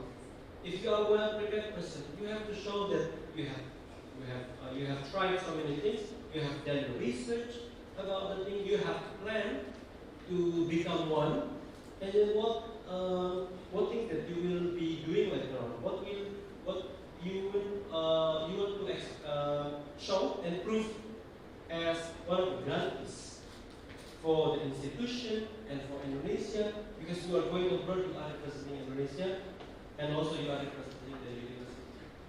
So many things that you can show to the interviewers. It's just as creative as you can be, but the main thing is that you are ready, you are well prepared. So they will know that you are the right person for getting this course. The second one, how to make our parents trust us. There are many things that you can do. For example, you can invite your parents to meet Ibu Israeli. Just like what Ibu Israeli is doing now. He wants to convince you. He asked me to come to tell you about this. But she can do it by herself actually. But it's just in order to make it different. And so then it will be different because you meet with Kenny every day, but you don't meet me every day. So that is another thing that you can do to your parents. You can, because probably your parents won't believe you. Like I know, they believe you in many ways, but they don't believe you in some ways because you haven't been abroad before. How can someone who hasn't been abroad before convince others, right? I can tell you this because I have done it. I have been abroad before. So that's why I can tell you from my first experience, from my first-hand experience. And now if you want to convince your parents, you can do so. But another thing, if you have been in boarding, pondok pesantren, for example, that's also a good capital. That is a good way to convince your parents that look, Mama, look, Papa, I have been in a pesantren and I survived. So maybe there is no difference being away from you here in Indonesia also. I was lucky enough that my parents are very supportive. Even though my parents didn't finish elementary school, but their vision, they get the international exposure from the news every day at 9 p.m. my watching time is finished at 9 because my parents will watch the news at 9 p.m. at that time. That is the time for me to sleep. But my parents started to wander around the world by 9. So that's why my parents really wanted to get the exposure because of the news. So yeah, I think you will be able to convince your parents. You can try many ways. If you are strong enough to do it, I think you will be successful. Okay. And then the second one from Mela, Nala. Also from the Indonesian language education, if MOU is not in place, you can ask for Ms. Nadia to make an MOU with even though, as I said, some of the universities they don't require an MOU. As long as you get the letter of nomination from the international office, you will be able to go to the university. In some of the universities they don't require. But from Malaysia, something I have to check because all Malaysian partners are always with them. Yeah, anyway, in my experience. But for Korea, Philippines, they don't require that MOU. Some universities, yeah. Some universities they don't require MOU. So then, if you are interested to go to Doha, for example, something university that I know it already. Doha University, Yongsan University, they don't require MOU. So as long as you can convince your parents that you want to go to South Korea, you need to pay a little bit more than what you pay here in Pekalongan, but you get something big in return, and you can also convince your parents about it. And I think Bu Sri will be supportive. She will support in any way she can, and you will be going next semester this year. I think it's still open. Korea, I'm not sure Korea is still open because Korea is early, always early. Yeah. So maybe in January, because September is too late for Korea.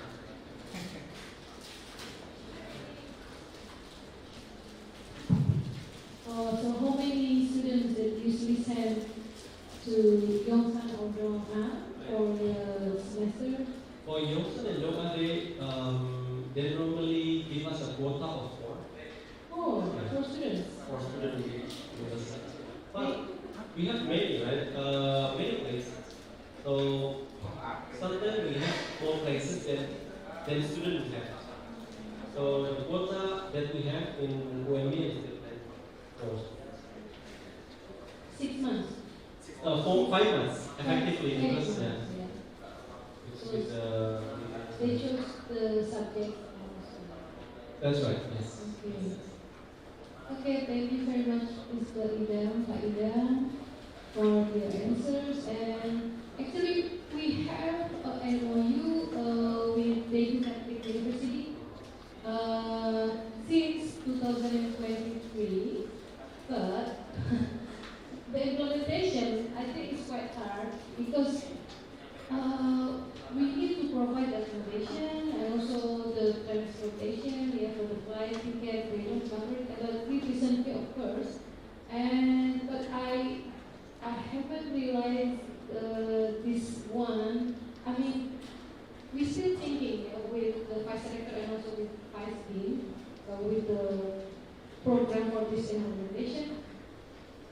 Maybe because if we want to support maybe like partially funded, we need a lot of funding for that one because the transportation to Korea is quite expensive, yeah, compared to Malaysia, Singapore, or Malaysia. So that's why this year the financial department agreed and approved our funding to Vietnam because Vietnam is very cheap, also with the living cost and also with the flight.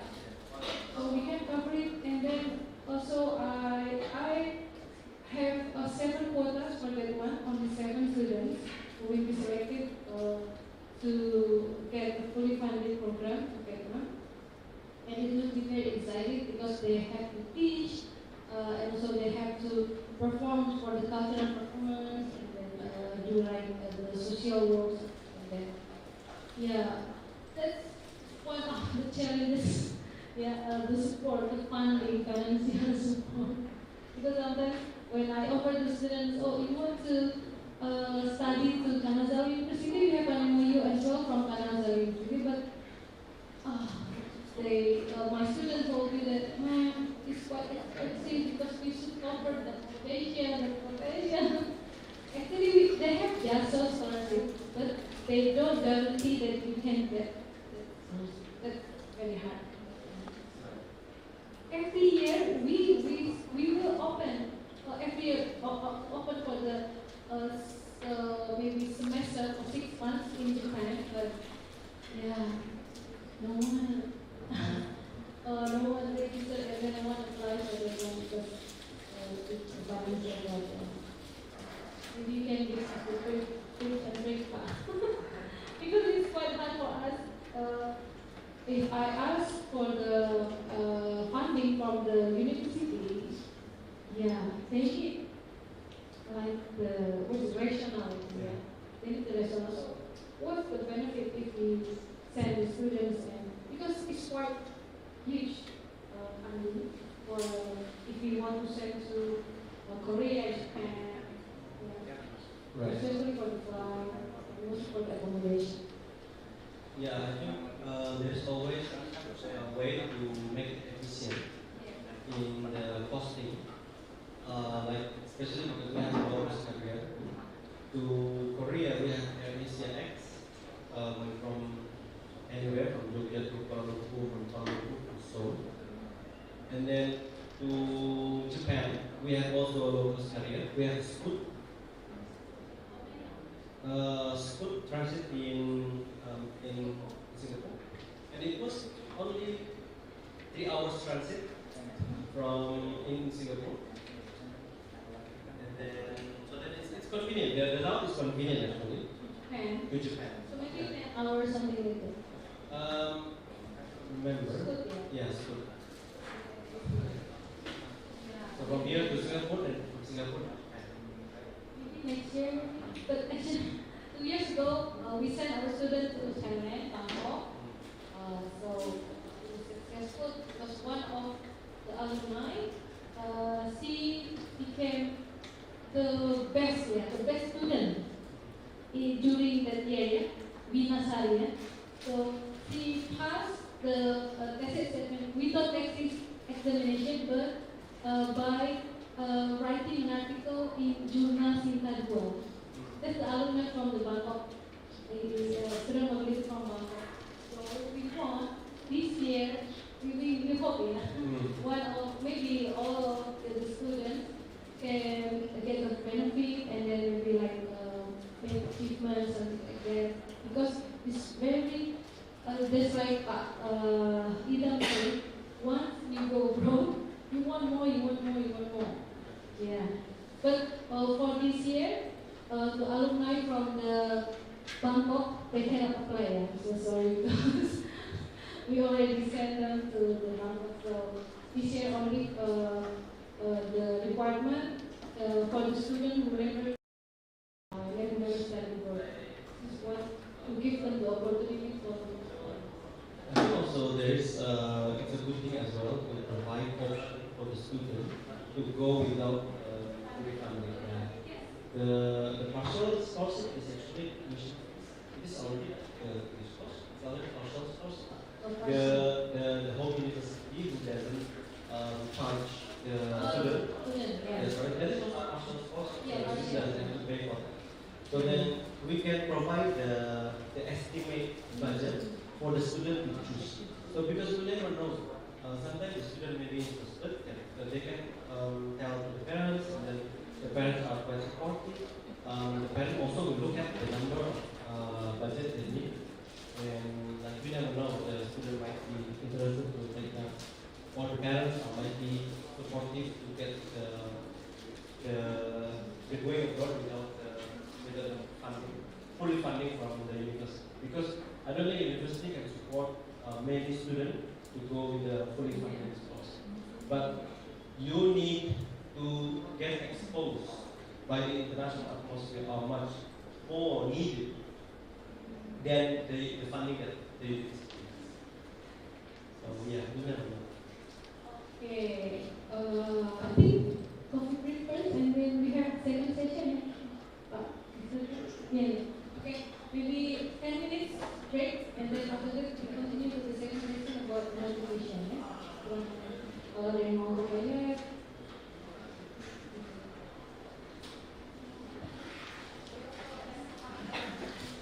Sudah from Nigeria again. We have Abdallah. So Abdallah, do you want to join the PFF? I'm so sorry because for the international this is the program to develop only for local students, yeah. Yeah, because we want the local students get exposure, international exposure. Yeah. So maybe international if they want to join, maybe they can. Yeah, yeah. Of course they can join, but self-funded. Yeah. They want to join.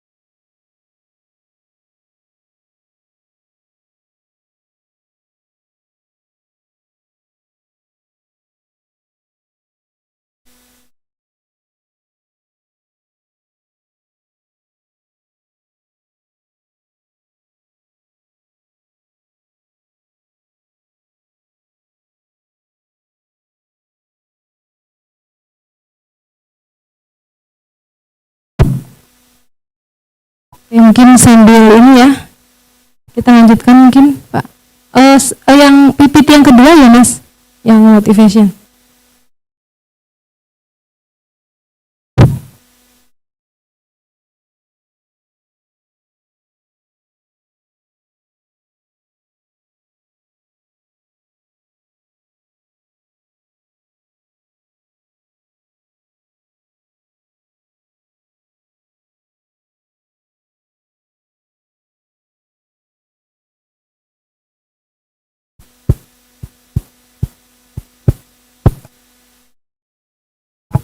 Baik, okay. We'll start for the second session about motivation and mindset for studying abroad ya.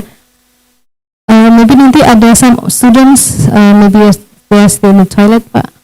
Okay, Pak, the time is yours. Alright, thank you very much, Bu Sri. Happy to be back here again. So the logic presentation to you now is previously we talked about the opportunities, and then now the second session is to convince you even more, to give you a more reasoning. Why do you need to go abroad? Now, the previous one was also talking about going abroad is easy, going abroad is a necessity, going abroad has many ways to go there, many platforms, and technically it was done in the first session. Now in the second session we want to give you more reasoning on why we need to go abroad. Now, the picture here on the on the left is our student who does the community service or KKN in Jeddah, and he has an opportunity to go to Makkah and to do the Umrah. So in YMA we have a program called KKN plus Umrah, and apparently Bu Isri has mentioned to me that when Gustur has the same thing. There is a PPL, KKN PPL. There is a KKN PPL plus Umroh.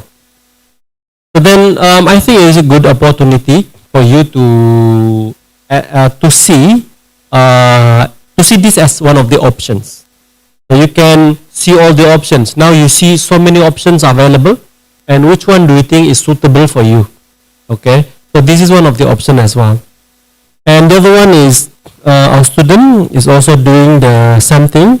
I think this is in Madinah on the right. So basically they are doing the KKN International plus Umroh. Okay, now why study abroad? I would like to give you some of the reasons, logical thinking on why do you need to go abroad. So 7 reasons. I compiled them into a 7 reason. The reason number 1, personal development, confidence, problem solving and resilience, and independence and adaptability. Now, I would like to highlight confidence first. The confidence, if you have once abroad, your confidence gain. You get more confidence. As if like you know the world. If you have gone abroad, you're going on a plane, and then you go past the immigration, you are meeting a different government, you are meeting a different nation. You go, for example, to go to Kuala Lumpur, you see a different nation, you see a different government. They have a different arrangement on how they conduct the public facilities and so on. So you get more confidence to do anything you feel like you want to grip the world if you go once, go abroad once. You feel like you want more. You feel like you can do many things. At least that's what I felt. Once I went to the US for the first time, I felt like I want to do a lot of things globally. I felt like I can do many things. Just for your information, at the time my English was so bad. So I stayed in the pesantren, Salafi pesantren, where I did my high school, not my junior high school. So I did my junior high school in Cirebon, in the pesantren called Babakan Ciwaringin, Cirebon. That's right. What pesantren? Because there are many pesantren in Ciwaringin. I went to Muallimin, yeah. Right. So there are many as well in Babakan Ciwaringin. So I went there, a very Salafi perspective, and at that time I even wanted to quit my formal education. My parents, my dad, didn't let me because the atmosphere there was quite Salafi, and I felt like I just want to focus on religion. But then my dad did not let me because he knew it well. He was a public figure in the village. But the thing that made him lost confidence is a formal education. So he didn't want to happen to me, and he didn't let me to quit my school. So anyway, my English became so bad because my interest to the general knowledge, to non-religious study is low. And then when I had a chance to go to the States, they saw my intention was even stronger than my weaknesses of my English ability. And so I got picked up, but they gave me 1 month course of English preparation because they didn't believe me that I could survive without my English at that time. So then I had to study English for 1 month, intensive English course every day, Monday to Friday, and for some hours. And so anyway, that's a personal development. Even though my English was so low, but I felt like I could do more. I could develop more in me. So that is because I had a chance to go abroad. So going abroad gives you more confidence. You can get more confidence to do a lot more than what you can do today, than what you can imagine today. Because sometimes things can come after imagination. You have to dream about it first. Dreams come to our realizations. You cannot just come to a realization without even thinking about it first. So you have to have a dream.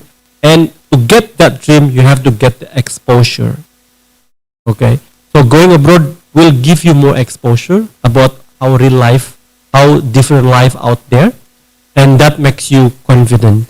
And you will also be faced by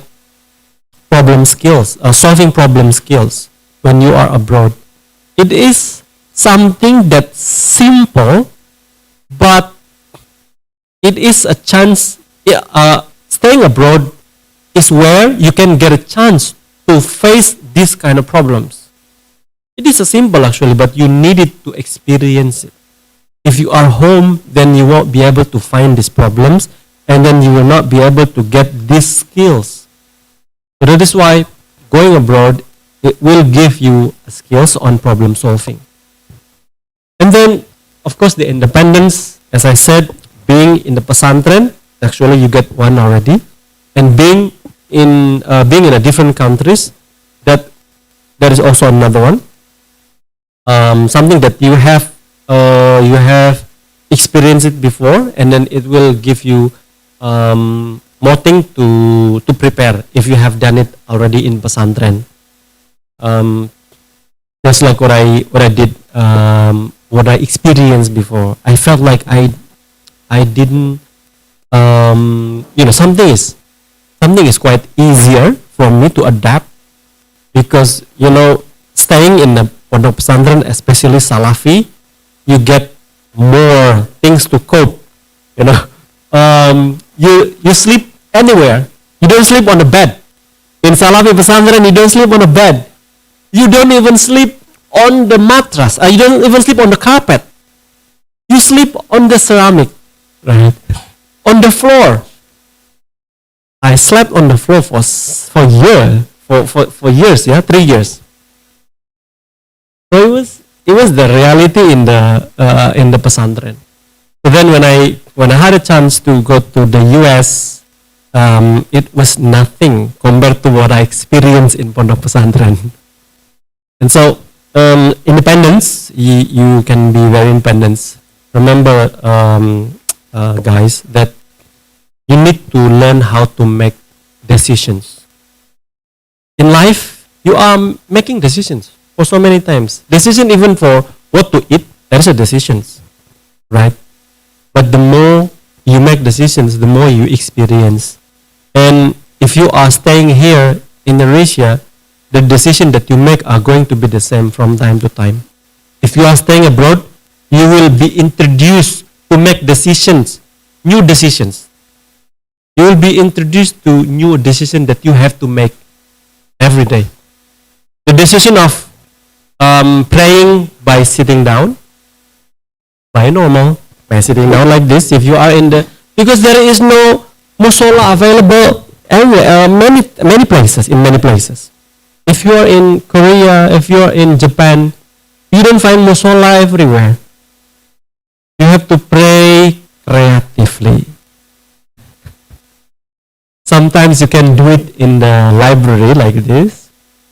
Sometimes you just have to sit down because sometimes it's okay to pray normally in a public space, but people will stare at you, and then at the end you will not be focused. You can't concentrate because you feel intimidated by stares of the people around you. So which one do you want to choose? What decision do you want to make? Do you want to sit down but focus, or you want to pray normally but people are staring at you, right? So new decision will be made abroad. Also, halal food. That is also something challenging abroad, but you have to make decisions. Some people are quite fanatic with halal certificates. Some people are okay with the things that no anything but pork. Yeah, anything but pork, it's okay. Some people are just going with the flow, meaning that they're drinking wine, they're eating pork. So that is something that you also be experienced by you, and your internal contemplation, your iman is tested there, right? If your iman is if not tested, then it is not testable. It is not strong enough, and there you will be tested. But in a way, you also think about what would be decision suitable for you, because sometimes things are not white and black. Sometimes you just need to adjust, right? You just need to adjust, and there you also learn again about the references of Islam, of how is the law of of the halal, about how the law of the non-Muslim but Ahlul Kitab, Ahlul Kitab food, right? So those are the things that you will be experiencing something new to you, and it will be enriching. You will be you will be equipped with so many aspects of life, so many diversities that you can have, because it will prepare the better you in the next generation to come. Right? Remember that Indonesia will be having a golden age of Indonesia in 2045, because it marks how many years Indonesia will be independent in 2045? Exactly, it will be 100. That is also part of the reason why you need to be contributing in Indonesia. Improve your language skills. So no matter what the country you will be staying later on, it will improve your ability to speak. If it is English, then your English will be better. You are not native, so then it is just normal that you cannot speak as other native speaking, right? It is okay as long as other people understand you. That is the only matter. You just need to make people understand you. It doesn't matter whether it is like a native or not. It has to be American accent or British accent or Australian accent or even Singaporean accent, Singlish. It doesn't matter. As long as people understand you, that's the only matter. And living abroad will give you more opportunities to improve that ability to speak in English. I remember once I was criticized by the colleague saying that, "Hey, Pak Idam, your English is not your pronunciation is not correct. The correct pronunciation is like this." Okay, because he refers to only American accents. But if you go to Spain, for example, you will meet so many people with the different accents of English. It doesn't matter as long as you can make people understand, because English is not your mother language, right? So it's just a way of communications, and then it will be also helpful. It will be also useful for you to study the local language. If you have gone to Malaysia, don't undermine the language of Malay, because in networking in the future it will be useful for you. When you are, for example, one of the executive in one company, and then you are having a collaboration with your counterparts from Malaysia, it will be even closer if you could, speak their language. It will get you closer to them, and especially if you want to make a deal with them, that is something that you might want to take as a good value, as a good strategy for you to get you closer to them. Language is a very personal.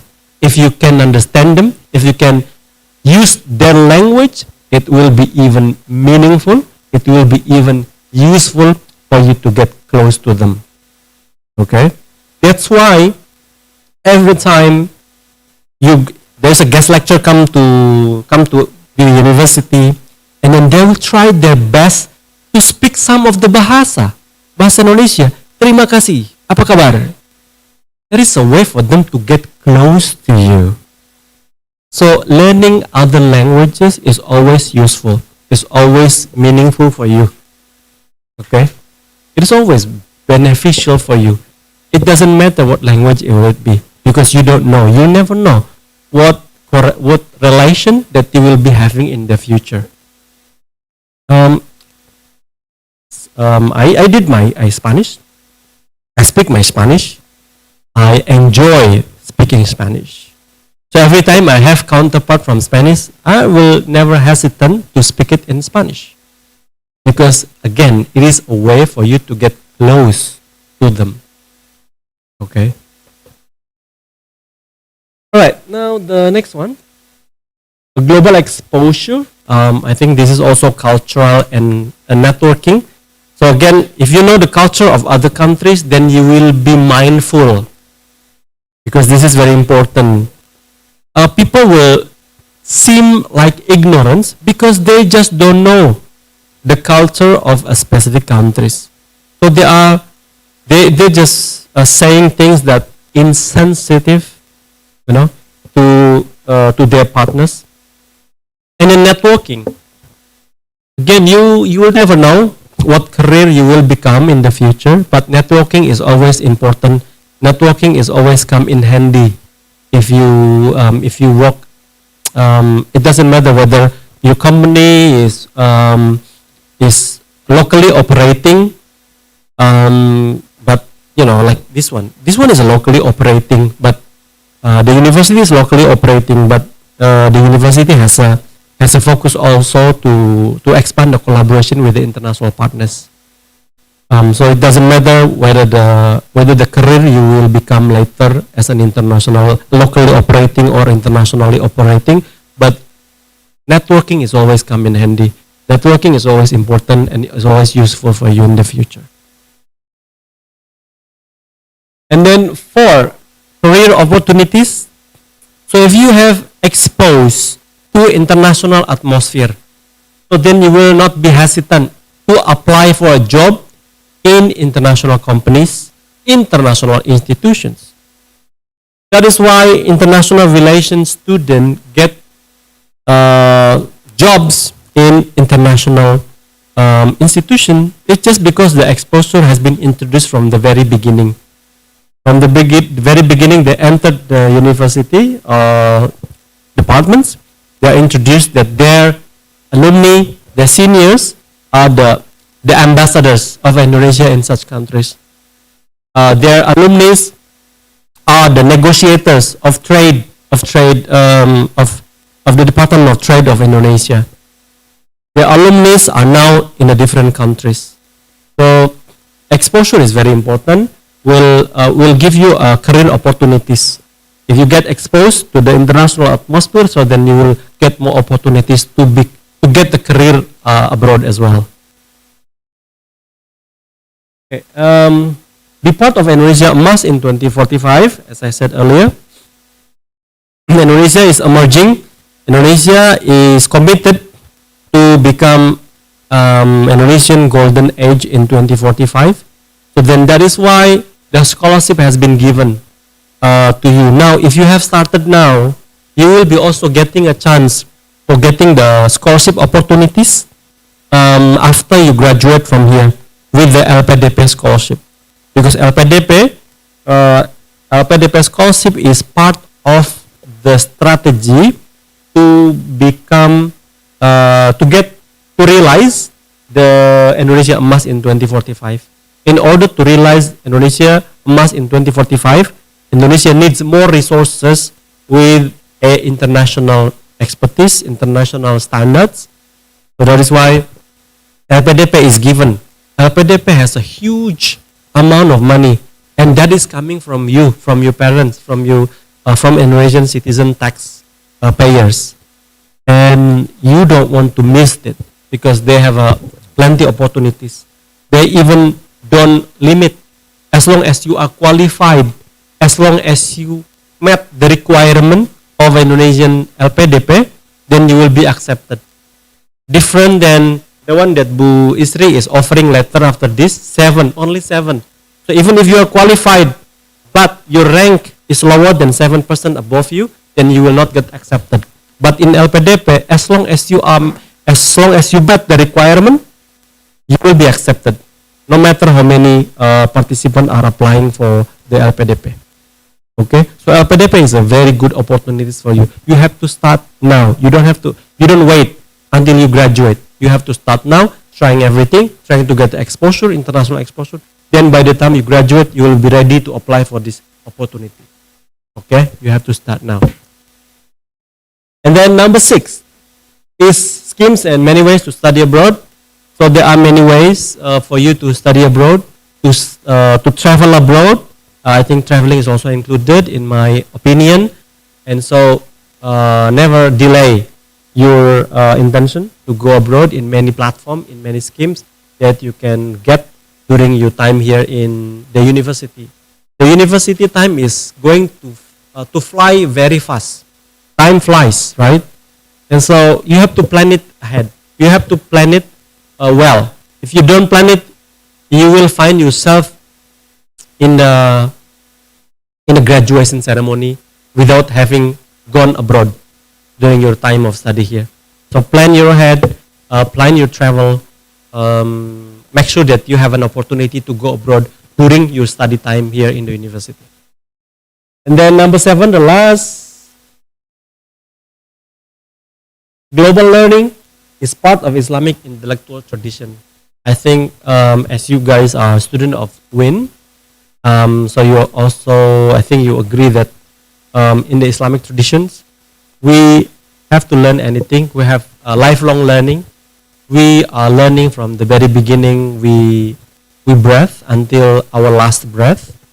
And then there's also saying, even though some people say it's a weak hadith, that we can go, or we seek the knowledge onto China.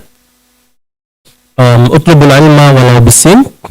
But I think we can also see that it is in line with Islamic intellectual tradition, where we need to study everything, anything, and we believe that there is no dichotomy between religion and general knowledge, because they are connected between one to another. You can always relate the knowledge, the general social science or the natural sciences with Islam, because Islam is in many ways are related, and so that's why I think this is part of the reason, one of the reason that we have to study abroad. When do you start? As soon as possible. As I said, time flies so fast. You have to do it quite soon. Start with student mobility abroad. Anything that you can start with, student mobility abroad can be also an option for you. And in my opinion, traveling is also part of it. Yeah, you can get an exposure by traveling by yourself with a group of students, your friend. You need to train yourself and practice many times, because in my opinion, if you want to get a scholarship, you can treat the effort as a trial. I always talk to myself that if I apply for the scholarship, it is going to be my preparation for applying another scholarship, because there will be no guarantee that you get it in one trial. But if you are not accepted in one trial, in the first trial, don't see it as a useless effort. You gain something. What you gain is an experience and a preparation. For example, if you have to prepare 5 things in getting the scholarship, you are probably getting maximum or optimum in the 2 items out of 5 in the first trial. Then in the second trial, I'm sure you can increase more in the items that you need to prepare. For example, you can get maybe 3 or 4 or even 5. 5 of them can be prepared well for the next or the third or fourth. So it will always be like that for me. Applying, don't expect you can get it successfully at once. You can treat it as a preparation for applying for another one, for the next one, for the second one. And then the second one is a preparation for the third one. The third one as a preparation for the fourth one. Until finally you get the scholarship. That's how I get it.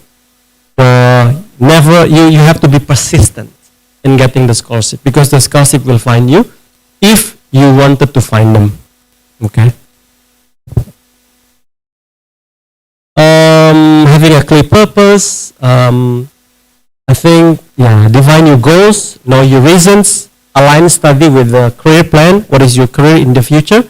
And that is something that you need to align it with now. And any international exposure will be beneficial for any of this purpose.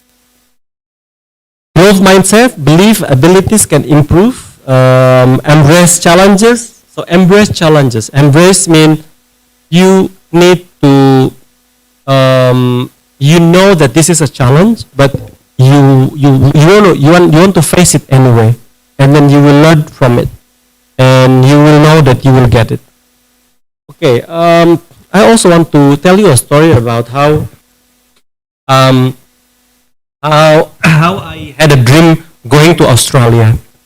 Australia was one of my dream countries at that time.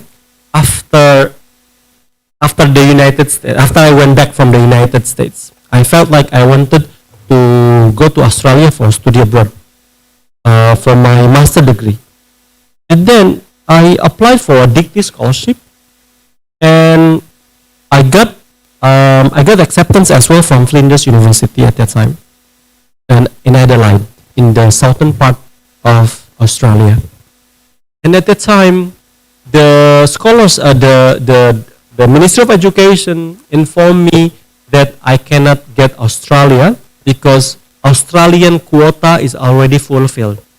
So then they asked me to find another country, another university in another country, if I want to keep my scholarship. So I got a scholarship already, but with one condition. I have to change the university and the country. So that's how I get accepted in Spain. So Spain was actually accident.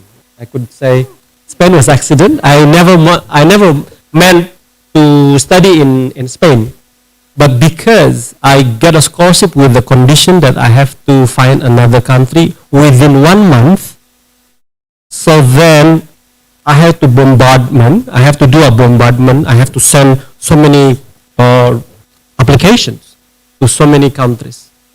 The first country responded was the Philippines. Yeah, the Philippines was fast. And then I still waited. 3 days before the deadline, the university in Spain responded and gave me a letter of acceptance. So finally, I went to Spain. So Spain was my jodoh, yeah. Because otherwise, jodoh sometimes is like that, right? You, even though you are close enough, but you don't get together if you are not jodoh. If you are far enough between one to another, but if it is jodoh, then you will be together. So that's how I describe me and Spain. So then at that time, I didn't go to Australia, but my dream of Australia stayed deep in my heart. And so, after I graduated my master degree, my dream for Australia came back, came to surface because it didn't die.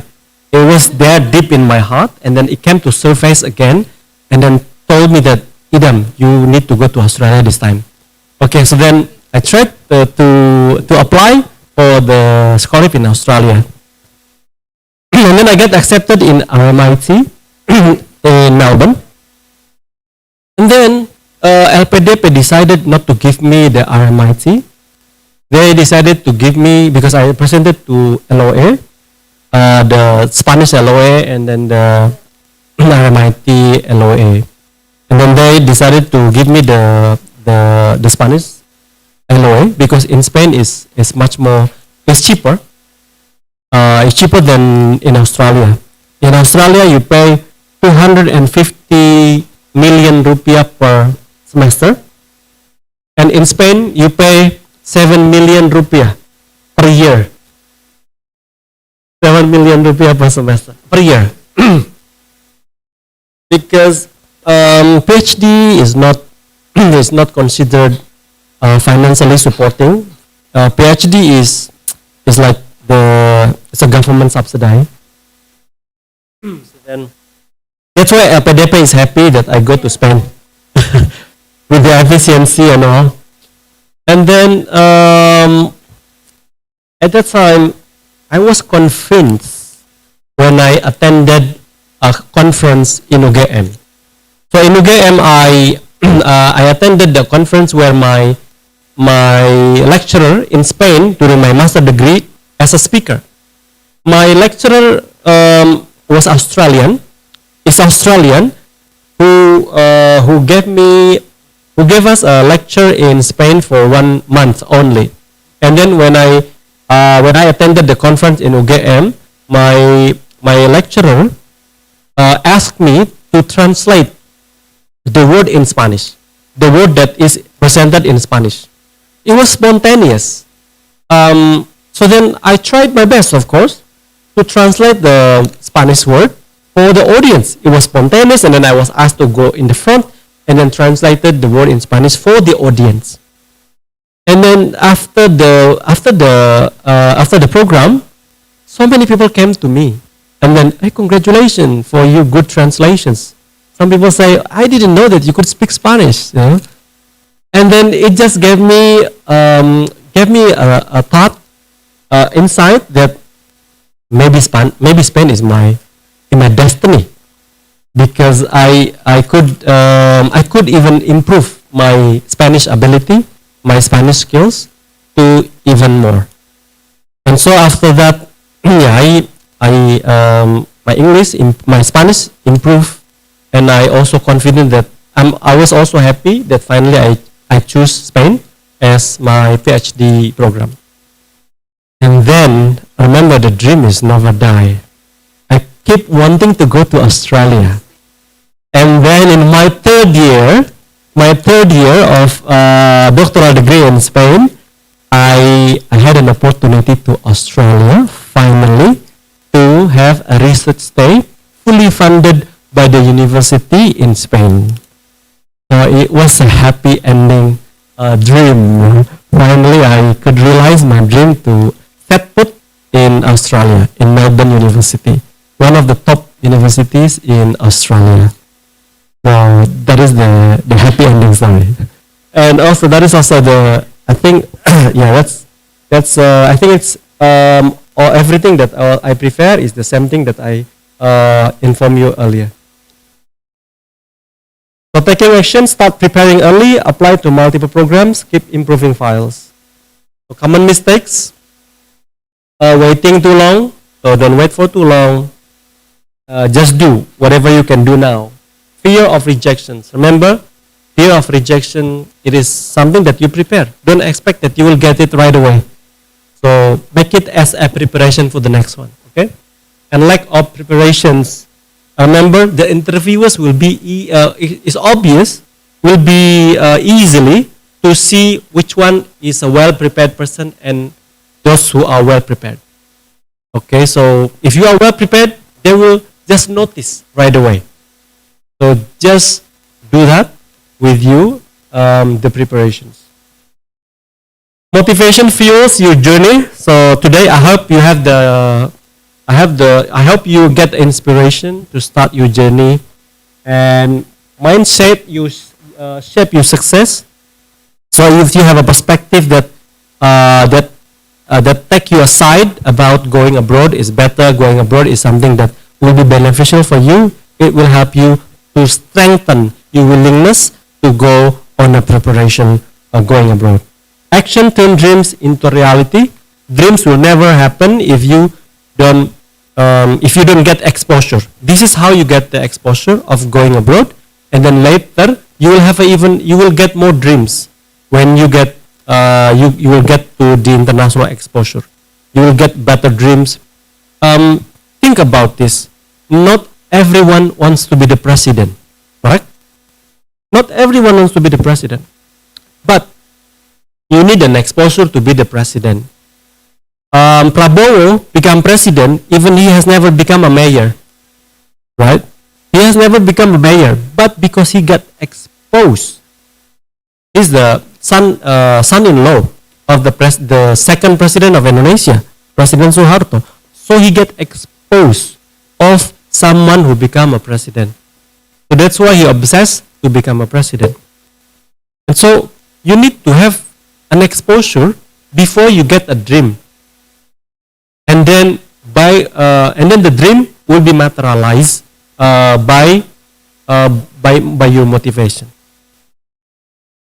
So that's all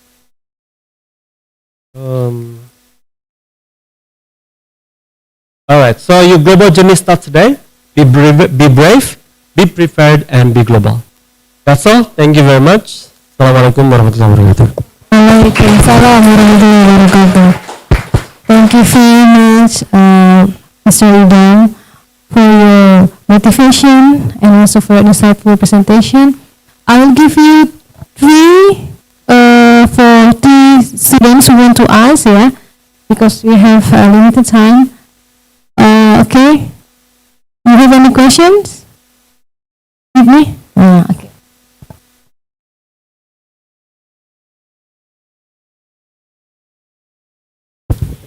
Okay, so my name is Riyama. I'm from Indonesia Language Education. Zipni. I'm only one the question. How can we as a student continue to be enthusiastic without hesitation like you experience? Because my mental is I was down every time. Thank you. Okay. Any more? Any questions? Okay. Okay, my name is Faisal Septiartiansyah. You can call me Faisal. Majority in Sharia Economic.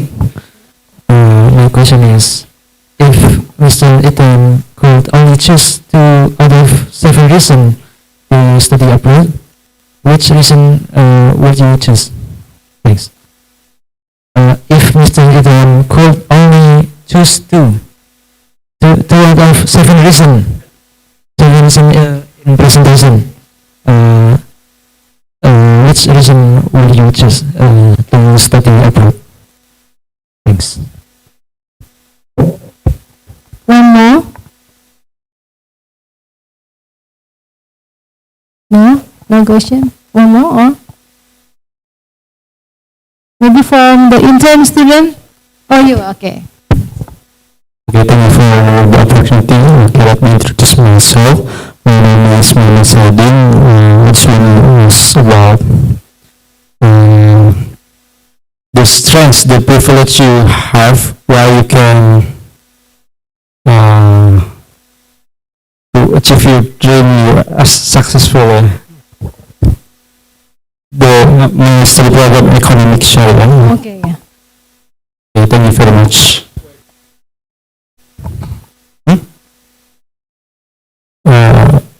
To achieve your dream. Your family background. Family background. Yeah. Also, the motivation. The privilege to achieve or to achieve dream. Your dream. Maybe it's family support. Yeah, family support or from the family. anything like education, financial or anything. Okay, thank you. Okay, thank you for all students for the questions. We have 3 questions, ya Pak. From Zidni, Hasan, and also Muhammad Saidan. Saidin. Oh, Saidin, yeah. Right, great questions to close the session. It is already late for lunch. I can see that some of you are sleepy already. So, continue to be enthusiastic. I think that is normal to be less enthusiastic sometimes, and sometimes also it is only normal if you don't have any enthusiasm at all. It is also normal. That's why we need to get. That's why we need to renew it every time. We need to renew our motivation every time, because that's how we can. That's how our motivation can stay. Our willingness can stay. We have to renew it. That's an innovation. Innovation is something that everything needed to be there. We need to be updated.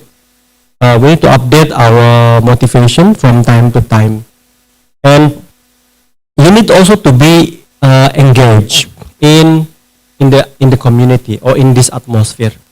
If you, for example, such a program like this, it will give you a time to renew the motivations.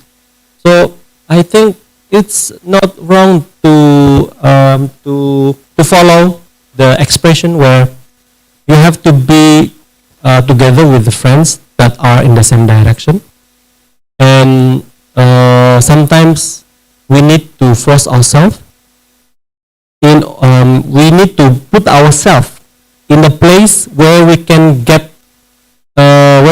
pressure to do such thing. You know, there is a saying, there is a strategy of the fisherman. So there is a fisherman who always come to land, and find their fishes are not fresh anymore, because they just put it into the water, and then it's just not fresh anymore. And then the way they make it fresh is they put the shark into the pond. So then the shark is chasing them, and then they keep running, and that's how to make the fish fresh, and that's how we live our motivation. Sometimes we need the pressure. However, you can stop sometimes, but do not stop forever. You need to continue again when you get better.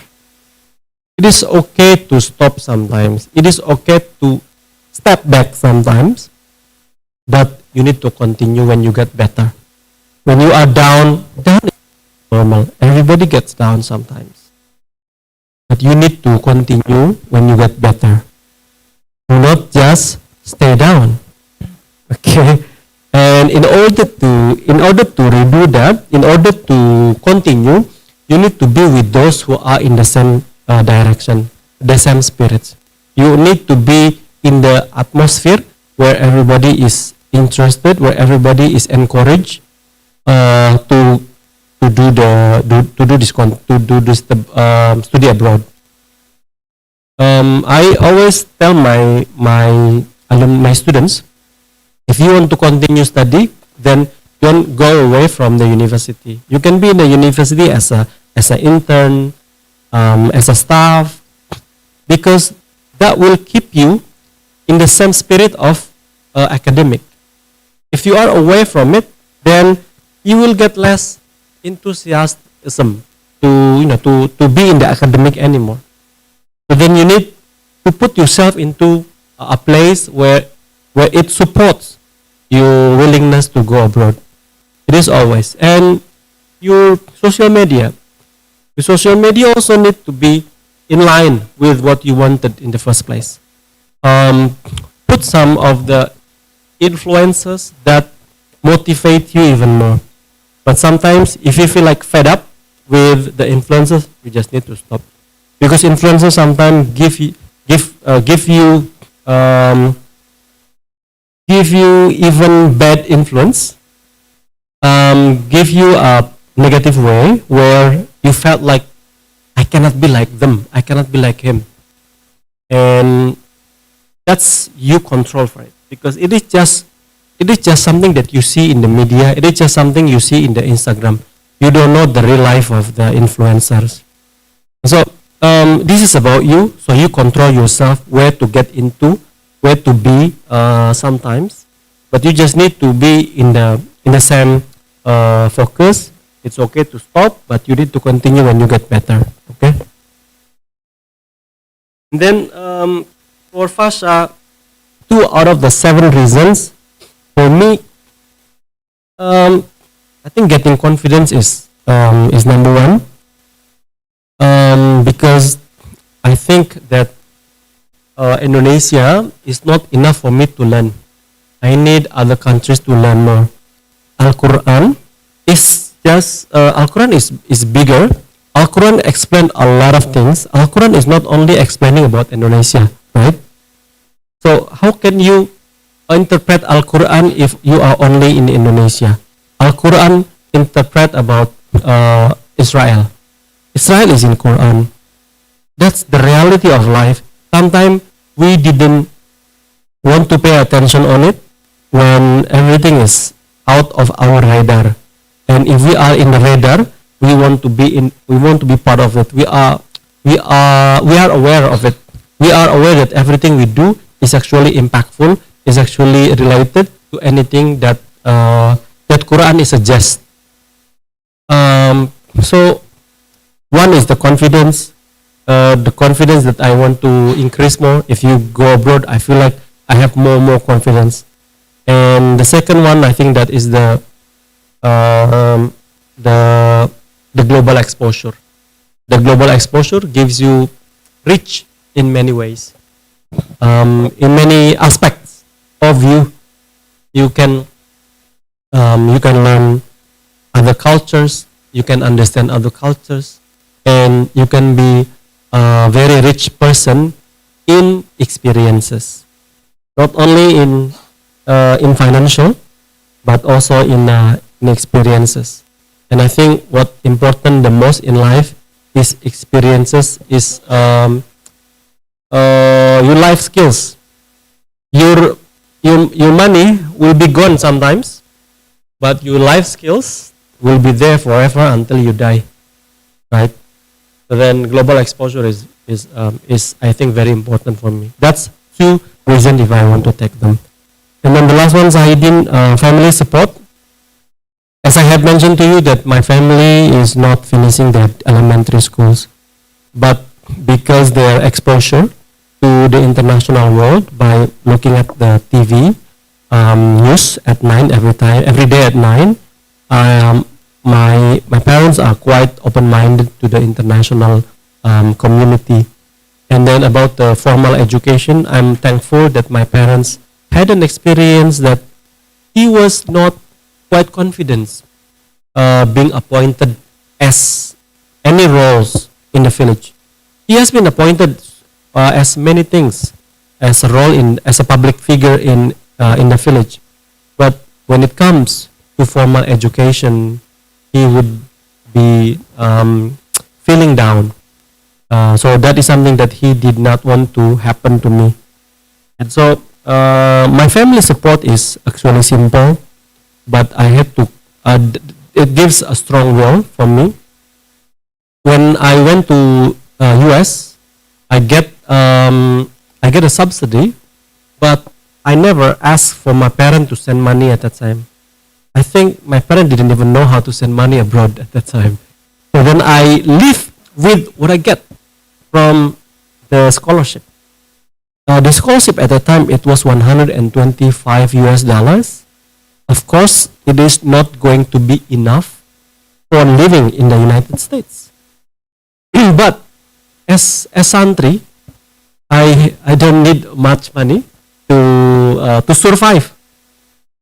Anything is just easy for santri because I have experienced even worse than that, right? When I stayed in pesantren, sometimes when we don't have money, we just eat rice and salt and ketchup, sauce soybean. I experienced all that, and when I went to US, I think I gave a break for my parents not to support me financially, and that is something I also proud of. That I did not burden my family for the whole year. 1 whole year, I didn't ask my parents. I didn't ask them to support me financially, and so I think minimum support financially, because the support is not always a financial. So the thing that you wanted from your parents is their support, their dua is, I think it would be sufficiently enough. Their dua is their restu, their blessing, and their dua is, I think, the most precious thing that you need from them. The rest, you need to study hard for yourself, and you can get it. There are plenty of opportunities for you to get. The scholarship is one of them. Remember, the scholarship are many. They just need to find a person, because they always have the budget for it, but they need to find the right person for them. And you need to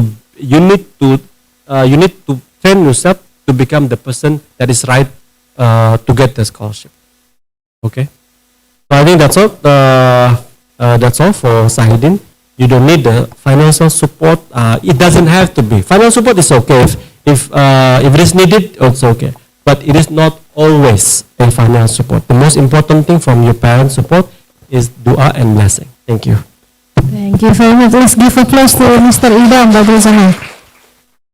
Thank you very much for the answer, and I think our students, yeah, they can have like knowledge and also insights from the perspective of the alumni of international office, the staff, who became from the staff, and also the intern, and then as a lecturer, and then as the head of the international office at the MBA.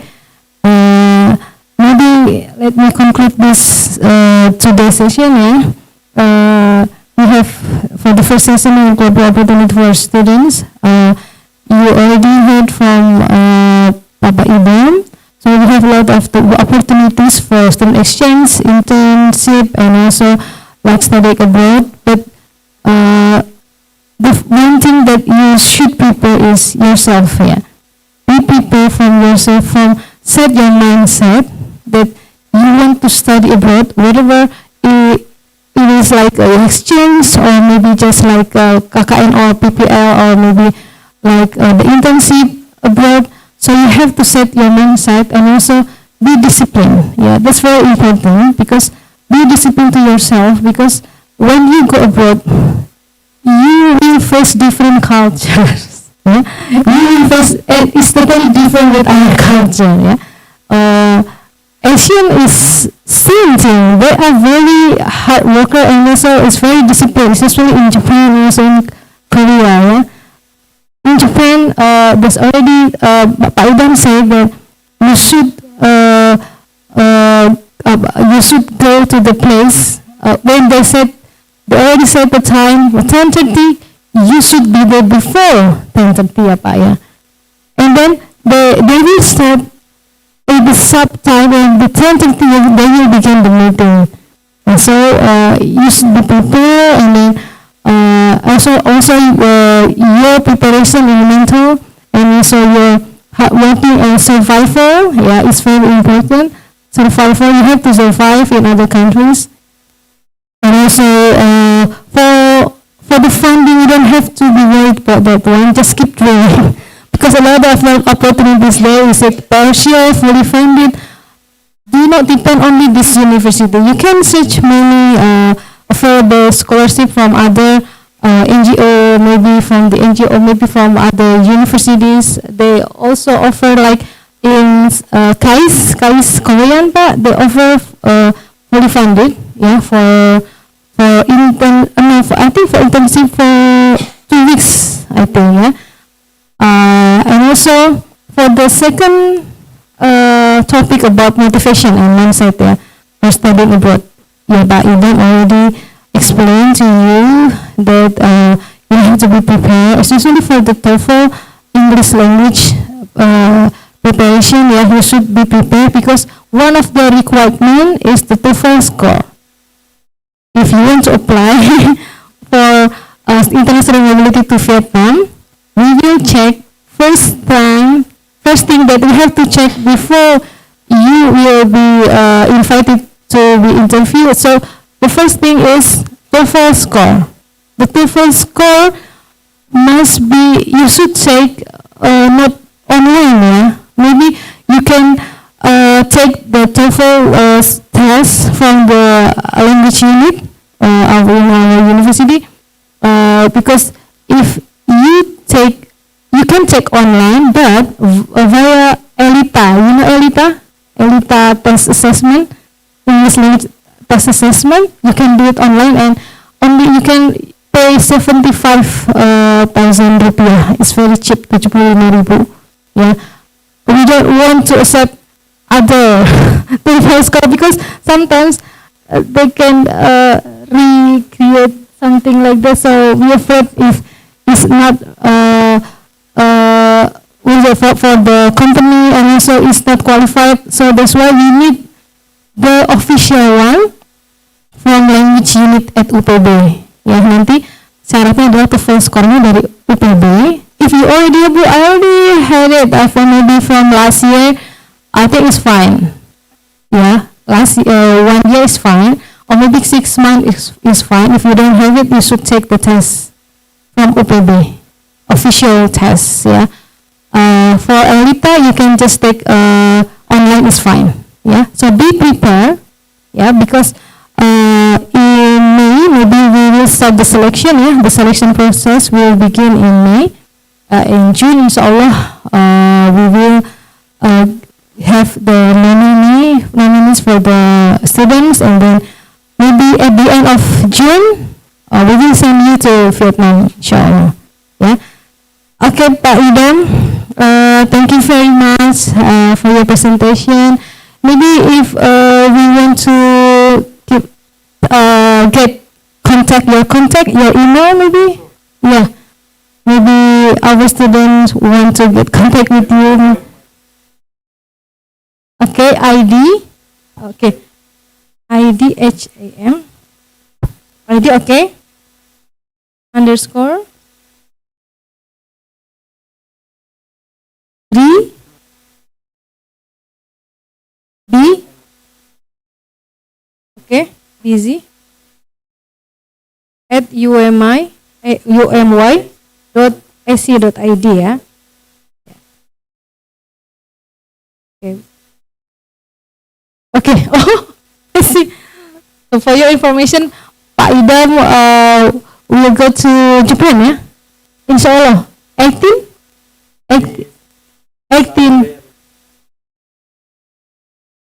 Wow. Wow. So Nagih, right? Nagih, yeah. Okay, thank you very much for this session. We have souvenir. Mbak Siuna, souvenir, merchandise. Okay, yeah. This is a token appreciation to Pak Idam.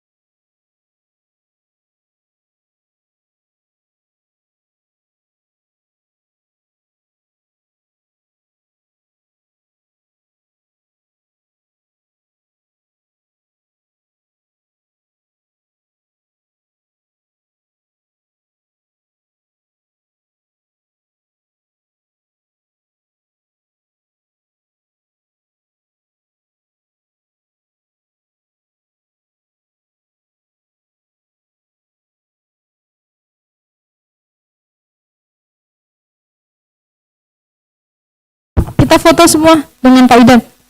Mungkin duduk Pak, kita duduk. Terus cukup nggak atau ada mahasiswa di depan? Kita duduk.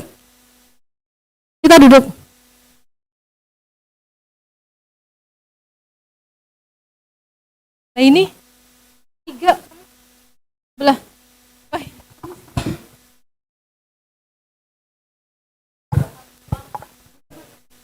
From TBIG, Tadris Bahasa Inggris alumni.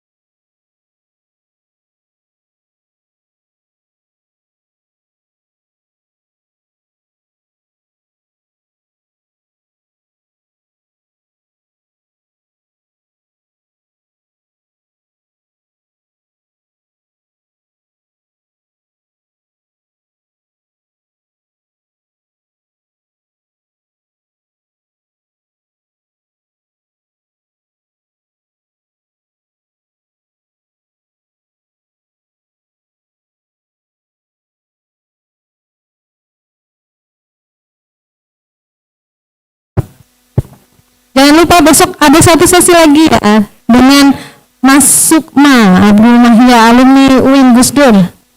Oke. Thank you very much Pak Idam. Nanti kita